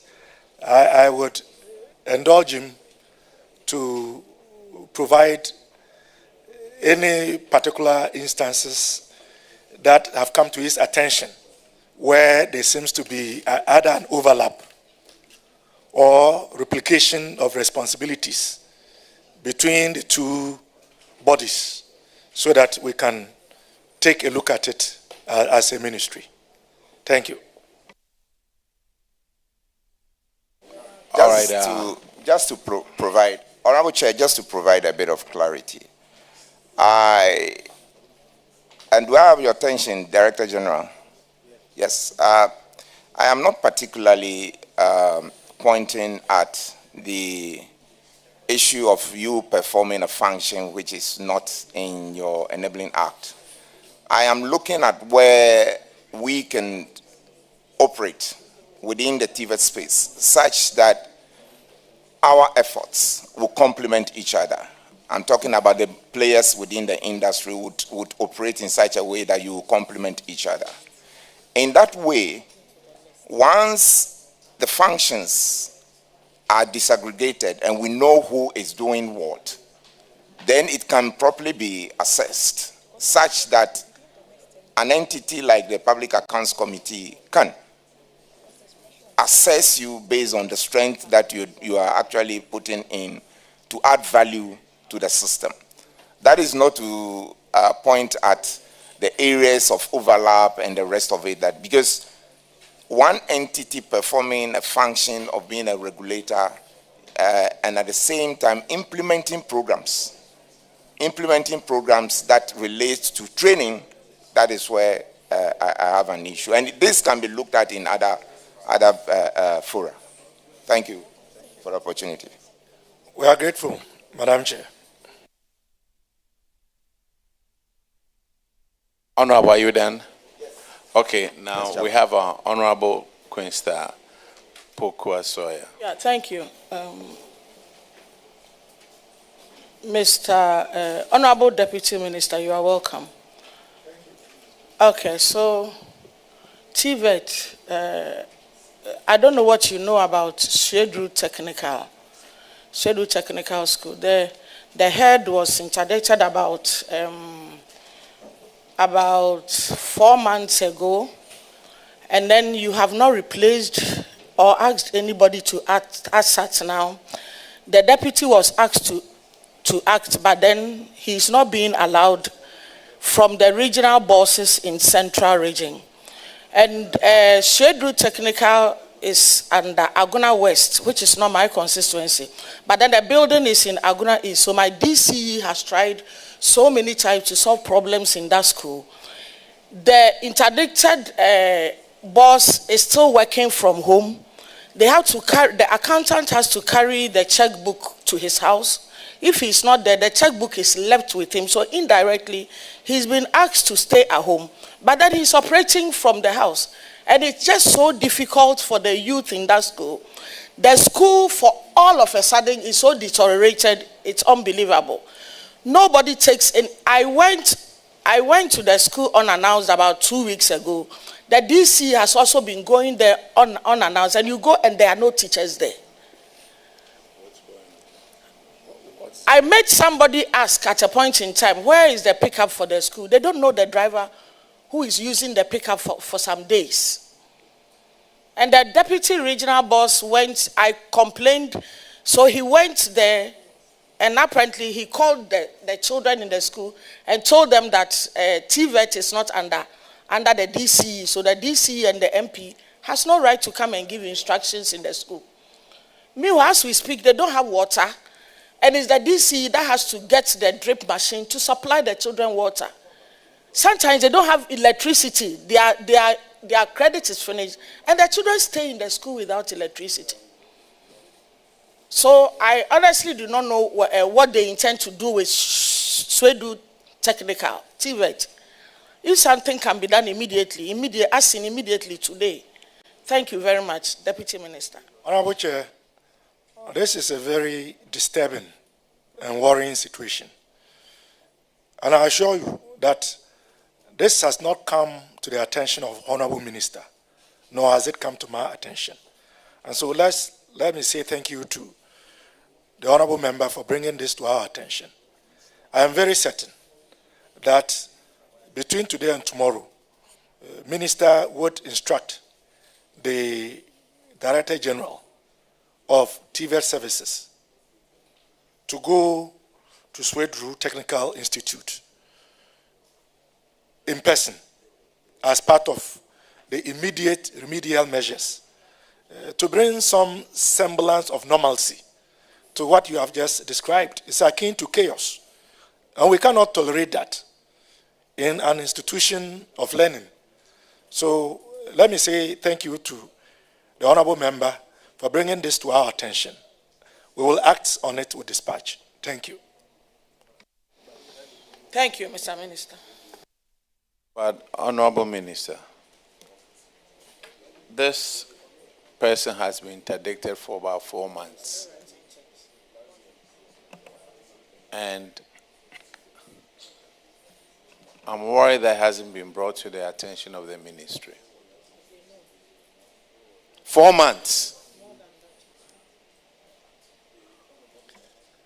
Honorable Chair, as far as I know, this has not been brought to our attention. Is the director recognizing that the institute is under the Ghana TVET services, and so until the acting Director General apprises the minister or myself on this matter, we wouldn't have a way of knowing. But as I said, I believe after this meeting, we would act on it. We will act on it. The acting Director General is he here? No. This is a commission for TVET. And then we have the Ghana TVET services. They are not the same entity. Yes. Honorable Minister, I think whoever is in charge of Ghana TVET needs to be asked quite a lot of questions. Because if you have interdicted somebody and there's nobody in place, and this person was interdicted for wrongdoing, and there's nobody in place, let me choose my words properly, that if that is so, and the interdicted person is writing checks from the house, I think higher authorities need to be involved, like Yoko and other people. Because an interdicted person should not and cannot write checks. Thank you very much. Honorable Chair, I agree with you 100%. Yes. That ought not to be the case. Yes. Now that it has come to our attention, yes, sir, we will act accordingly. Thank you very much, sir. All right. Minister, thank you. And from what the ranking is saying, he was interdicted for collecting unapproved monies, and he's still dealing with money. So then, what have we done? We are just empowering him for doing what is wrong. Thank you. All right. TVET, you are discharged. CTVET, you are discharged. Can we have a Gimper, please?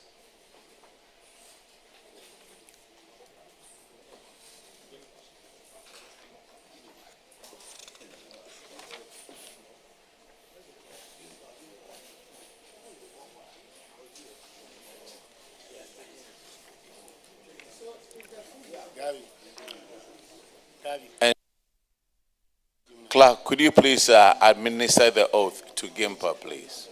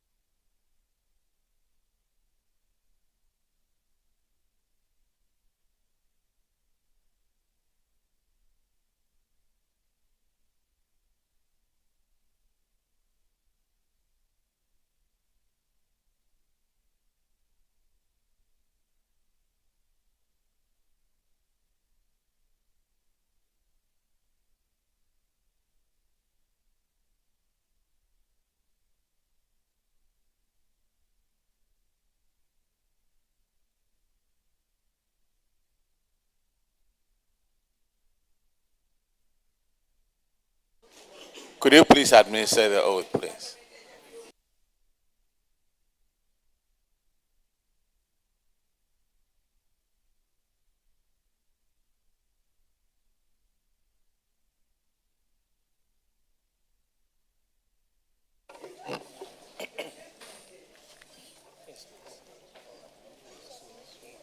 I, Samuel Kwekubonsu, swear by the Almighty God swear by the Almighty God that the evidence I shall give before this committee that the evidence I shall give before this committee touching the matter in issue touching the matter in issue shall be the truth, shall be the truth, the whole truth, the whole truth, and nothing but the truth. and nothing but the truth. So help me God. So help me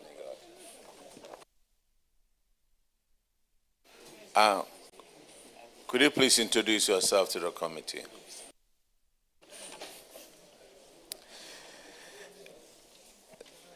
Good afternoon, Mr. Chair.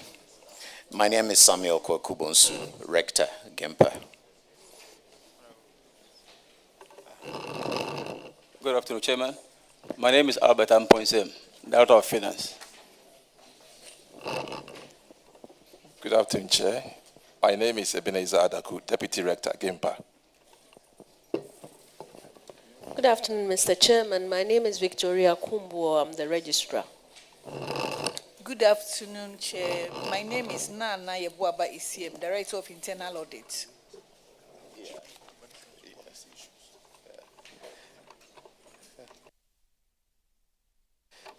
Thank you very much. Honorable Member, Honorable Chair. Yes, sir. With your kind permission, I think GIMPA is ready. Is what, free? Ready. Oh, ready. Oh, okay. Let's look at your financials, please. GIMPA. Your 2022 and your 2023. 2022, you had a surplus of 2.4 million. Then you ended 2023 with 8.3 million deficit. What happened? Thank you, Chairman. A lot happened. And it goes back to 2020. And for the first time in our history, we had to borrow. 65 years, for the first time, we had to borrow. Because GIMPA is not subvented, we have to generate our own funds. So when we were shut down for almost a year, we had no income.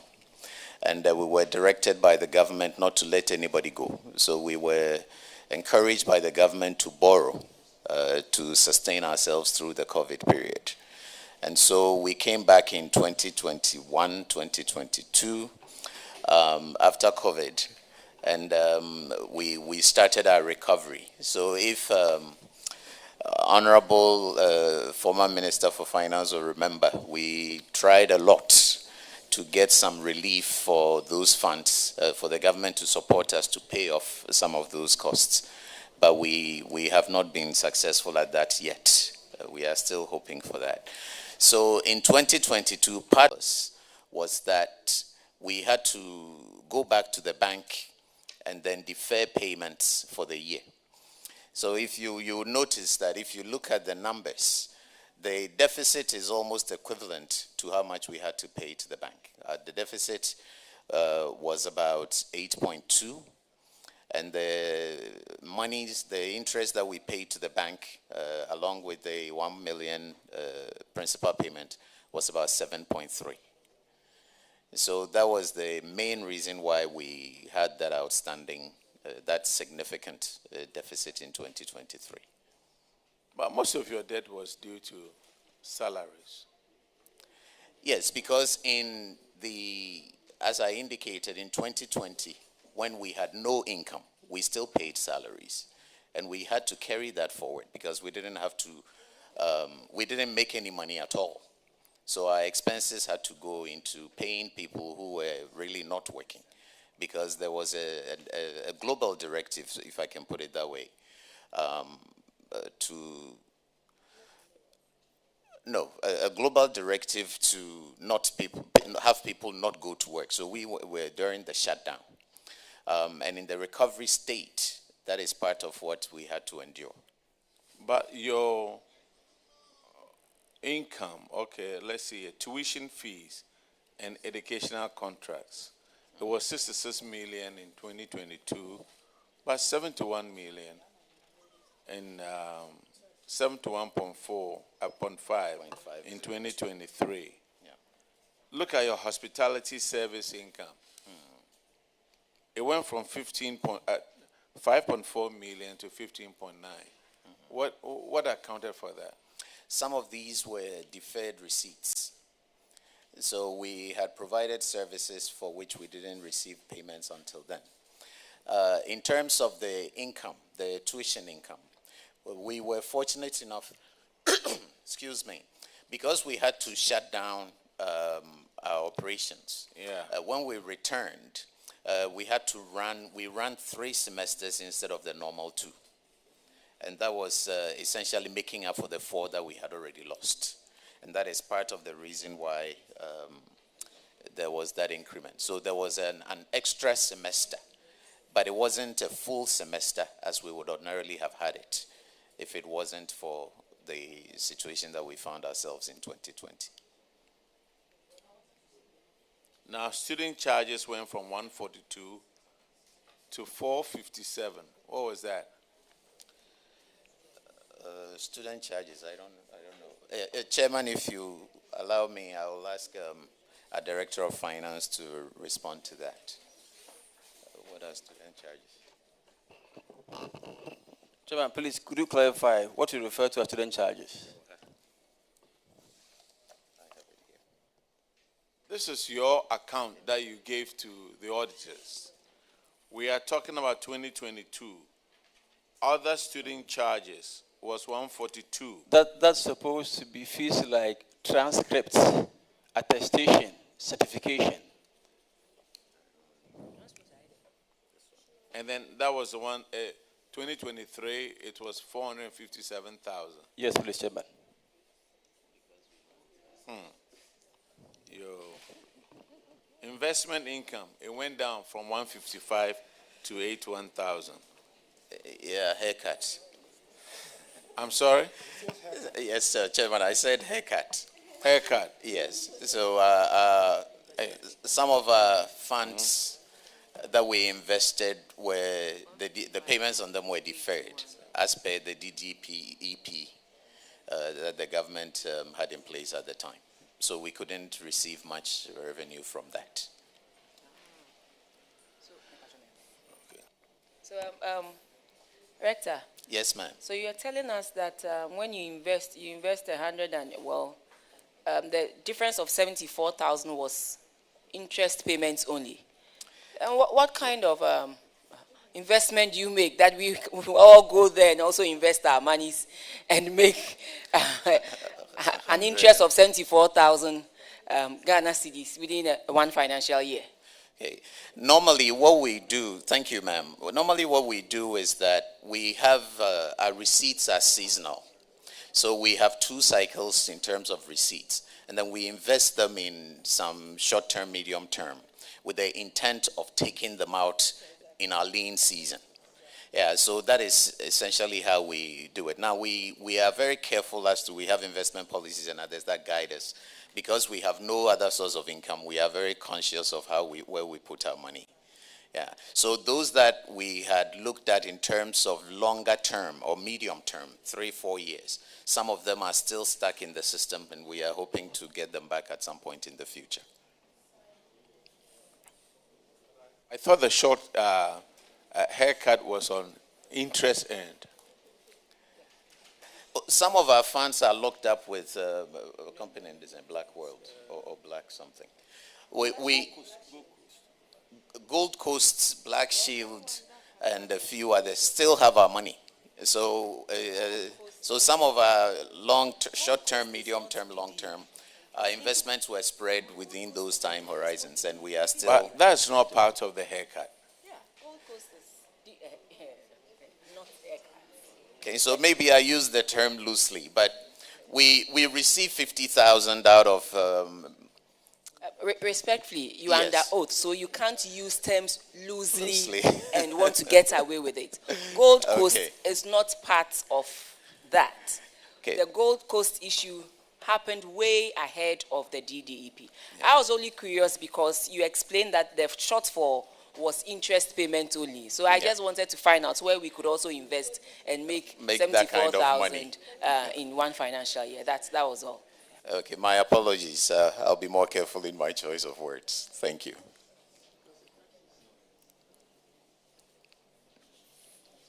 Honorable Chair, I think that this is a problem that is generally known to the committee. Though Rector has rephrased what he meant properly, as a committee, we know that many public institutions have suffered similar fate, and that is different from the DDEP. So we are grateful. Thank you.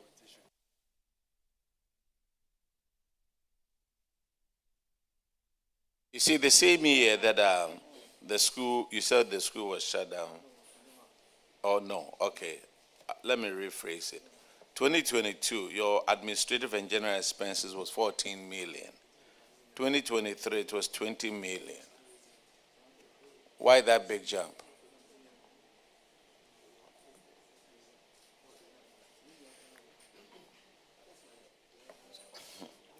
Thank you, Chairman.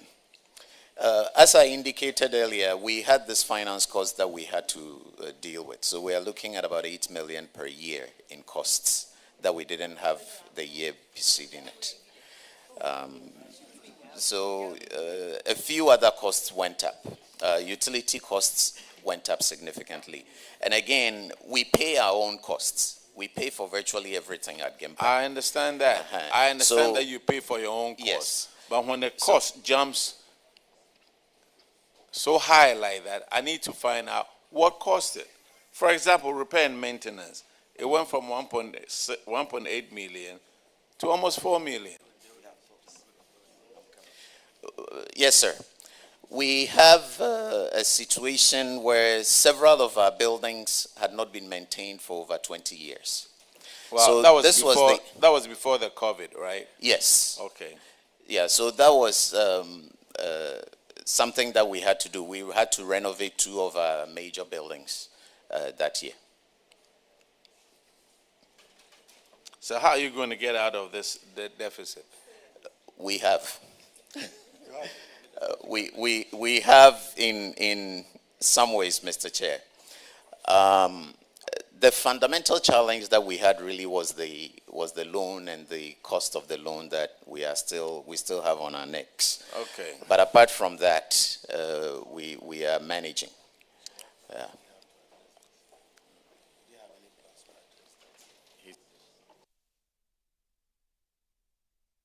Have you paid the loan?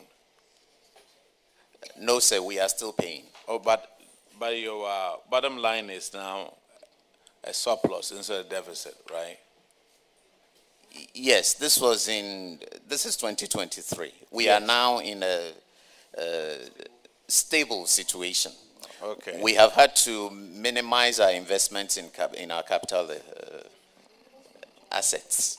So we are not, again, we are back to where we are not renovating or doing some of the things that we would ordinarily have done. Okay. Yeah. Your current ratio from 1.8 to 1 to 1.0 to 1 anyway. Let's go to management issues. Staff indebtedness of 2 million Ghana cedis.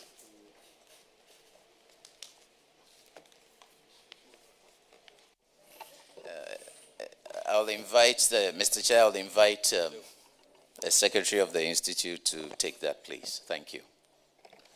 Thank you, Mr. Chairman. The indebtedness has to do with sponsorship that the Institute offered to some of our faculty to pursue PhD programs to come back to support the Institute's operations. Now, even though they signed a bond, some refused to return. And so, together with Council, a decision was made to freeze the entitlement, basically their provident fund and credit scheme entitlements, and those of their guarantors, and also pursue them to refund the money because the bond required them to do so. We have been able to collect some of the money, and we are pursuing them. We have engaged their various institutions where they are to see if they can compel them to come back. But the feedback has been that this arrangement is a private arrangement with the individuals, so their current employers abroad are unable to send them to us.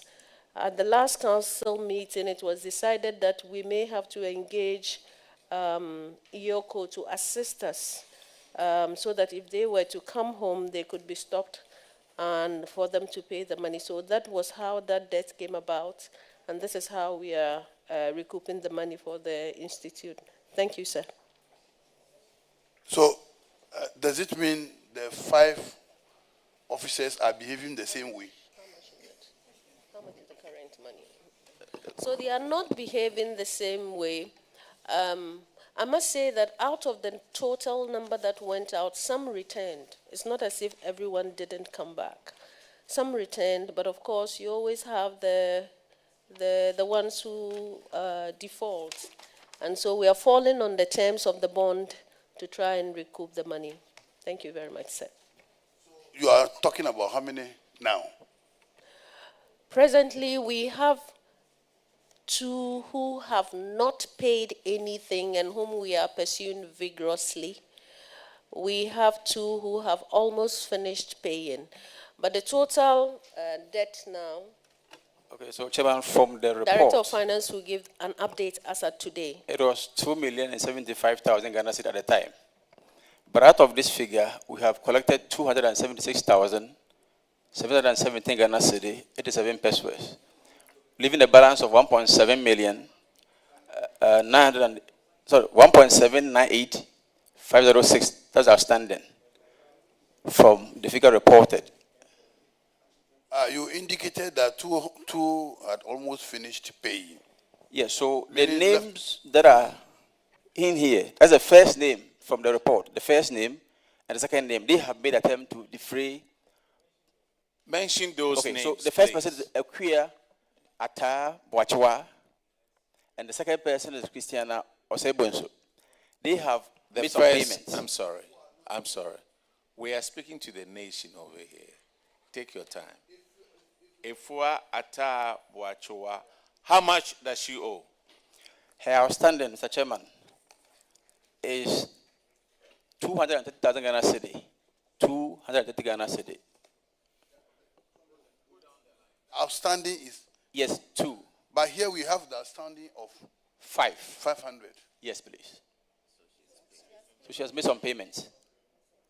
And the second person is Christiana Osebonso. She has also made payment. Her outstanding now is 38,000 Ghana cedi, 791, 38,791. That's her outstanding. But the other 3 have not made any payment, so their balance still stand the same. Mention their names and their outstanding numbers. I mean, and Sherry Abba Apiatse, has she paid anything on the 777,000?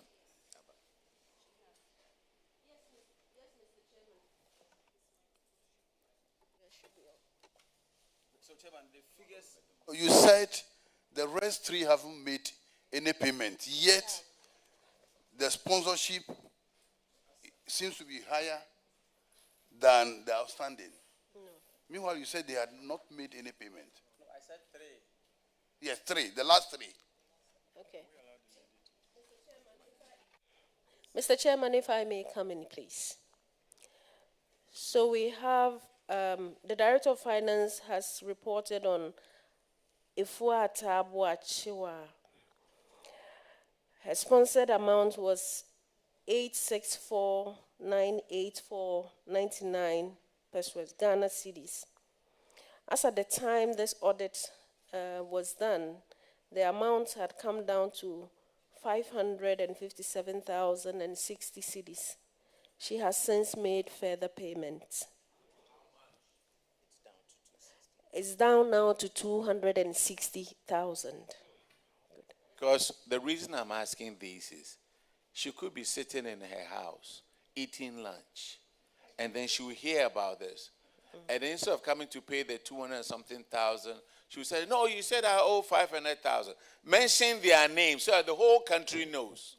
Okay. Thank you, Mr. Chairman. Christiana Osebunsu. The total sponsorship was 515,99,059 pesos, Ghana cedis. As at the time of the report, she owed 45,441,37 pesos. As at today, she owes us 38,000 Ghana cedis.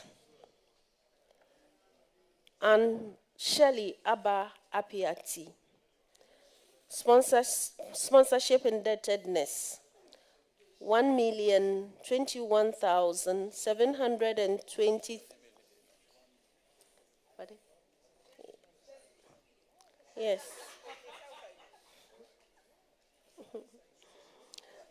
At the time of the report, the outstanding amount was 777,027.64 Ghana cedis.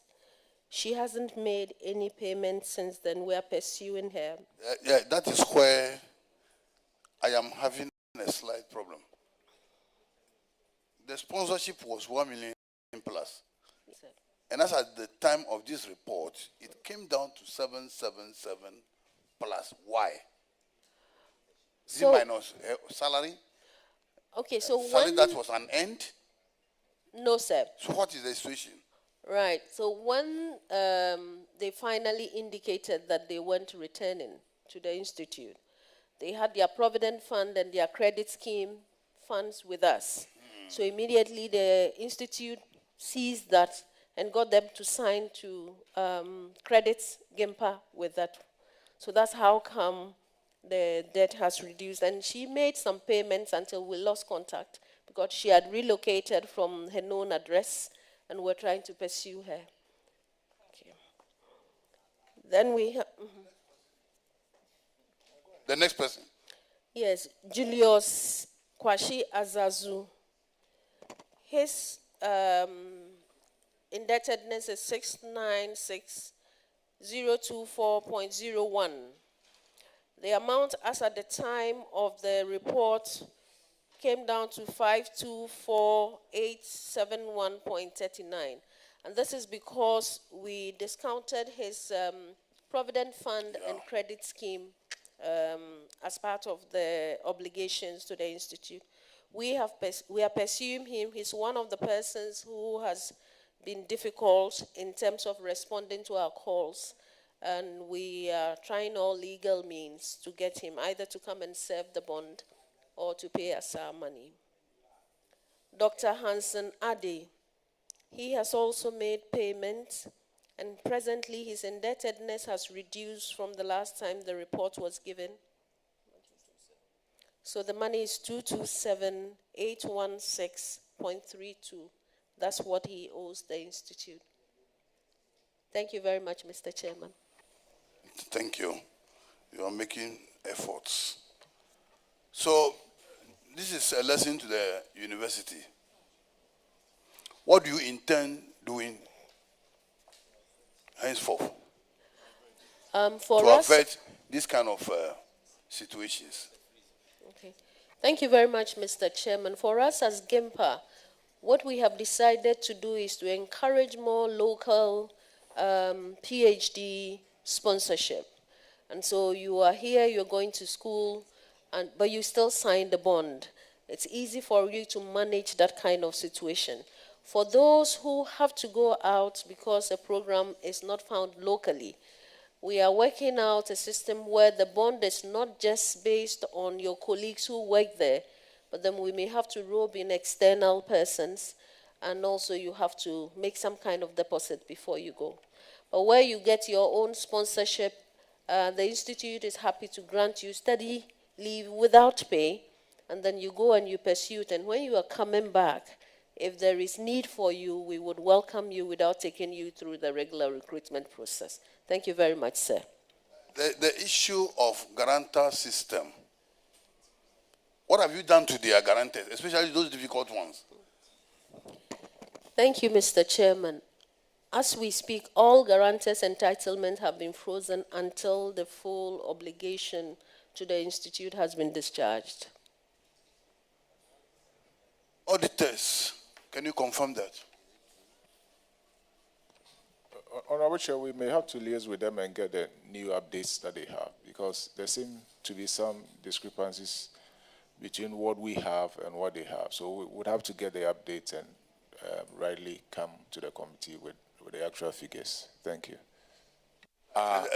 Does it mean some payments were made, you received some payments, and you did not update the auditors? Yes, Mr. Chairman. So, people who are helping you recover your money, after taking the money, you dog them. Why? Chairman, we just handed in some letters that we have given to them by way of follow-ups we have done. And so we'll share with them the outstanding amount.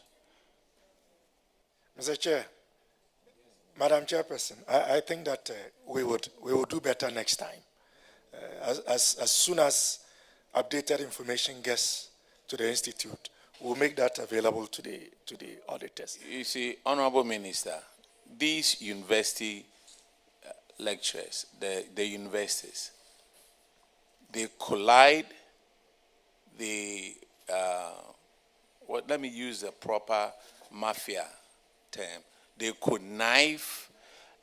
I mean, look, you get somebody from the university to sign somebody's bond. And then when the person doesn't pay, you send the person to Yoko. I think those people are the universities who sign for these people to go out and never come back. If you are made to pay the amount, next time you will make sure that you sign for a credible person. Some of them know that these people will never come back. They sign for them. They know they will never come back. These people, where are they? Dr. Ade, where is he? UK. UK. Yes. Okay, you can report it to go through our foreign affairs. Report them. When they come there for passport renewal, they won't get it. What about Julius Azazu? Where is he? He's in the UK. He's also in the UK, the same person. What about Apiate? She's in Canada. She's in Canada. It's very easy. You report them to immigration out there, they'll pick her up. What about Sebonso? She's in Australia. Australia. Yes, sir. And let him stay there down there. Boachua, where is she? She's in the US. It's very easy. You report them through foreign affairs to the Ghana embassy. She will never get her passport renewed until she comes to pay. And if she has overstayed her visa, we'll just call ICE. And they'll pick her up. You guys knew that these people wouldn't come back. The universities are costing us a lot of money when it comes to people who so-called are going to get sheepskin, and they never come back. Why? And you guys are conniving with them. Respectfully, Mr. Chairman, we take note of your advice and we'll pursue them more aggressively than we have been doing. But we are as concerned as the entire nation about these people going out and not coming. Yes, Mr. Chairman. Because you universities, you do it all the time. You do it all the time. I know somebody from University of Ghana who went to the US, who has gotten his PhD, and he's a bartender. And he doesn't want to come back to Ghana. Honorable Chair, I think the sentiment of the ranking member is generic. I know all of us around the table, we share this sentiment. Having been a member of this committee since 2017, almost every year, this issue comes up. And I think we need to be a lot more stringent on punishing those who decide to take the public resources for a ride. Because it's truly not right. It is not just dishonest, but it is criminal. It is dissipating public resources. The goal is for you to go gain knowledge, and then bring that knowledge back to help the nation in this effort to develop. So when we collect our small tools from those carrying things in the market and the market women, for you to go and you don't come back, you can't expect the ranking member to take this lightly. And as I speak as an academic myself, it is simply not right. Many of us have gone and come. But those who don't come, they give us a bad name. And we must stop that. So let's work together and get a solution to this problem. But I must say that the approach adopted by this institute is commendable among many that I have heard. Though there is still outstanding, but your model is appreciated. But please do more in ensuring that these enemies of the state are brought back, even if in chains. They need to come back. Minister, those who guaranteed for these lecturers, has the university gone after them? And when you went after them, what happened? Yeah, Honorable Rankin, she will respond. Okay. Thank you, Mr. Chairman. We have gone after them by freezing their Provident Fund and Credit Scheme entitlement. They are lecturers, right? They are lecturers. And they guaranteed for one of them to go? Yes, please. Yes, okay. So that has happened. Yes. That's the first thing we fall on. Uh-huh. Once you don't come back, that's the first thing we fall on. And then we fall on your personal entitlements. And then after that, we then pursue you through legal means. Madam. Yes, sir. Somebody owing 500,000. If anybody went to a small mom and pop's shop to go and steal something, 200 Ghana cedis, you will call the police. And those guarantors who haven't paid, I will call the police on them. Because they are dishonest. They knew that person wouldn't come back. As a member of parliament, I also get a scholarship and go when I'm about to retire. Honorable Chair, we appreciate the sentiments as expressed, and we are united in this effort. Let me take this opportunity to urge other institutions of higher learning to emulate what GIMPA is doing. This is the first time I am hearing that the institution itself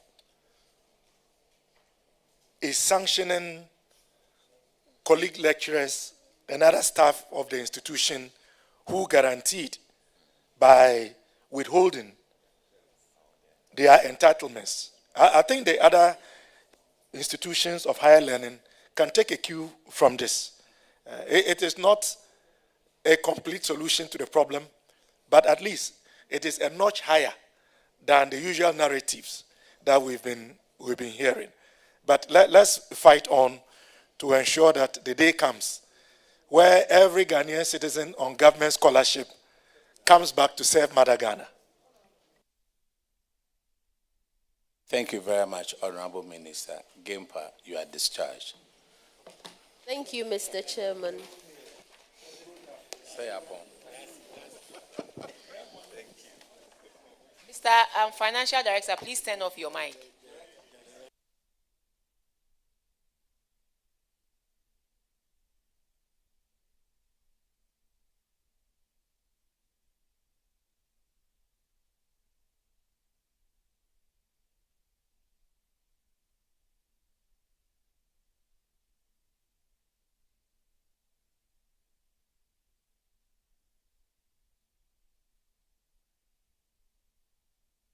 So, members, on this note, we'd like to bring today's session to an end and thank all those who appeared, who attended upon us.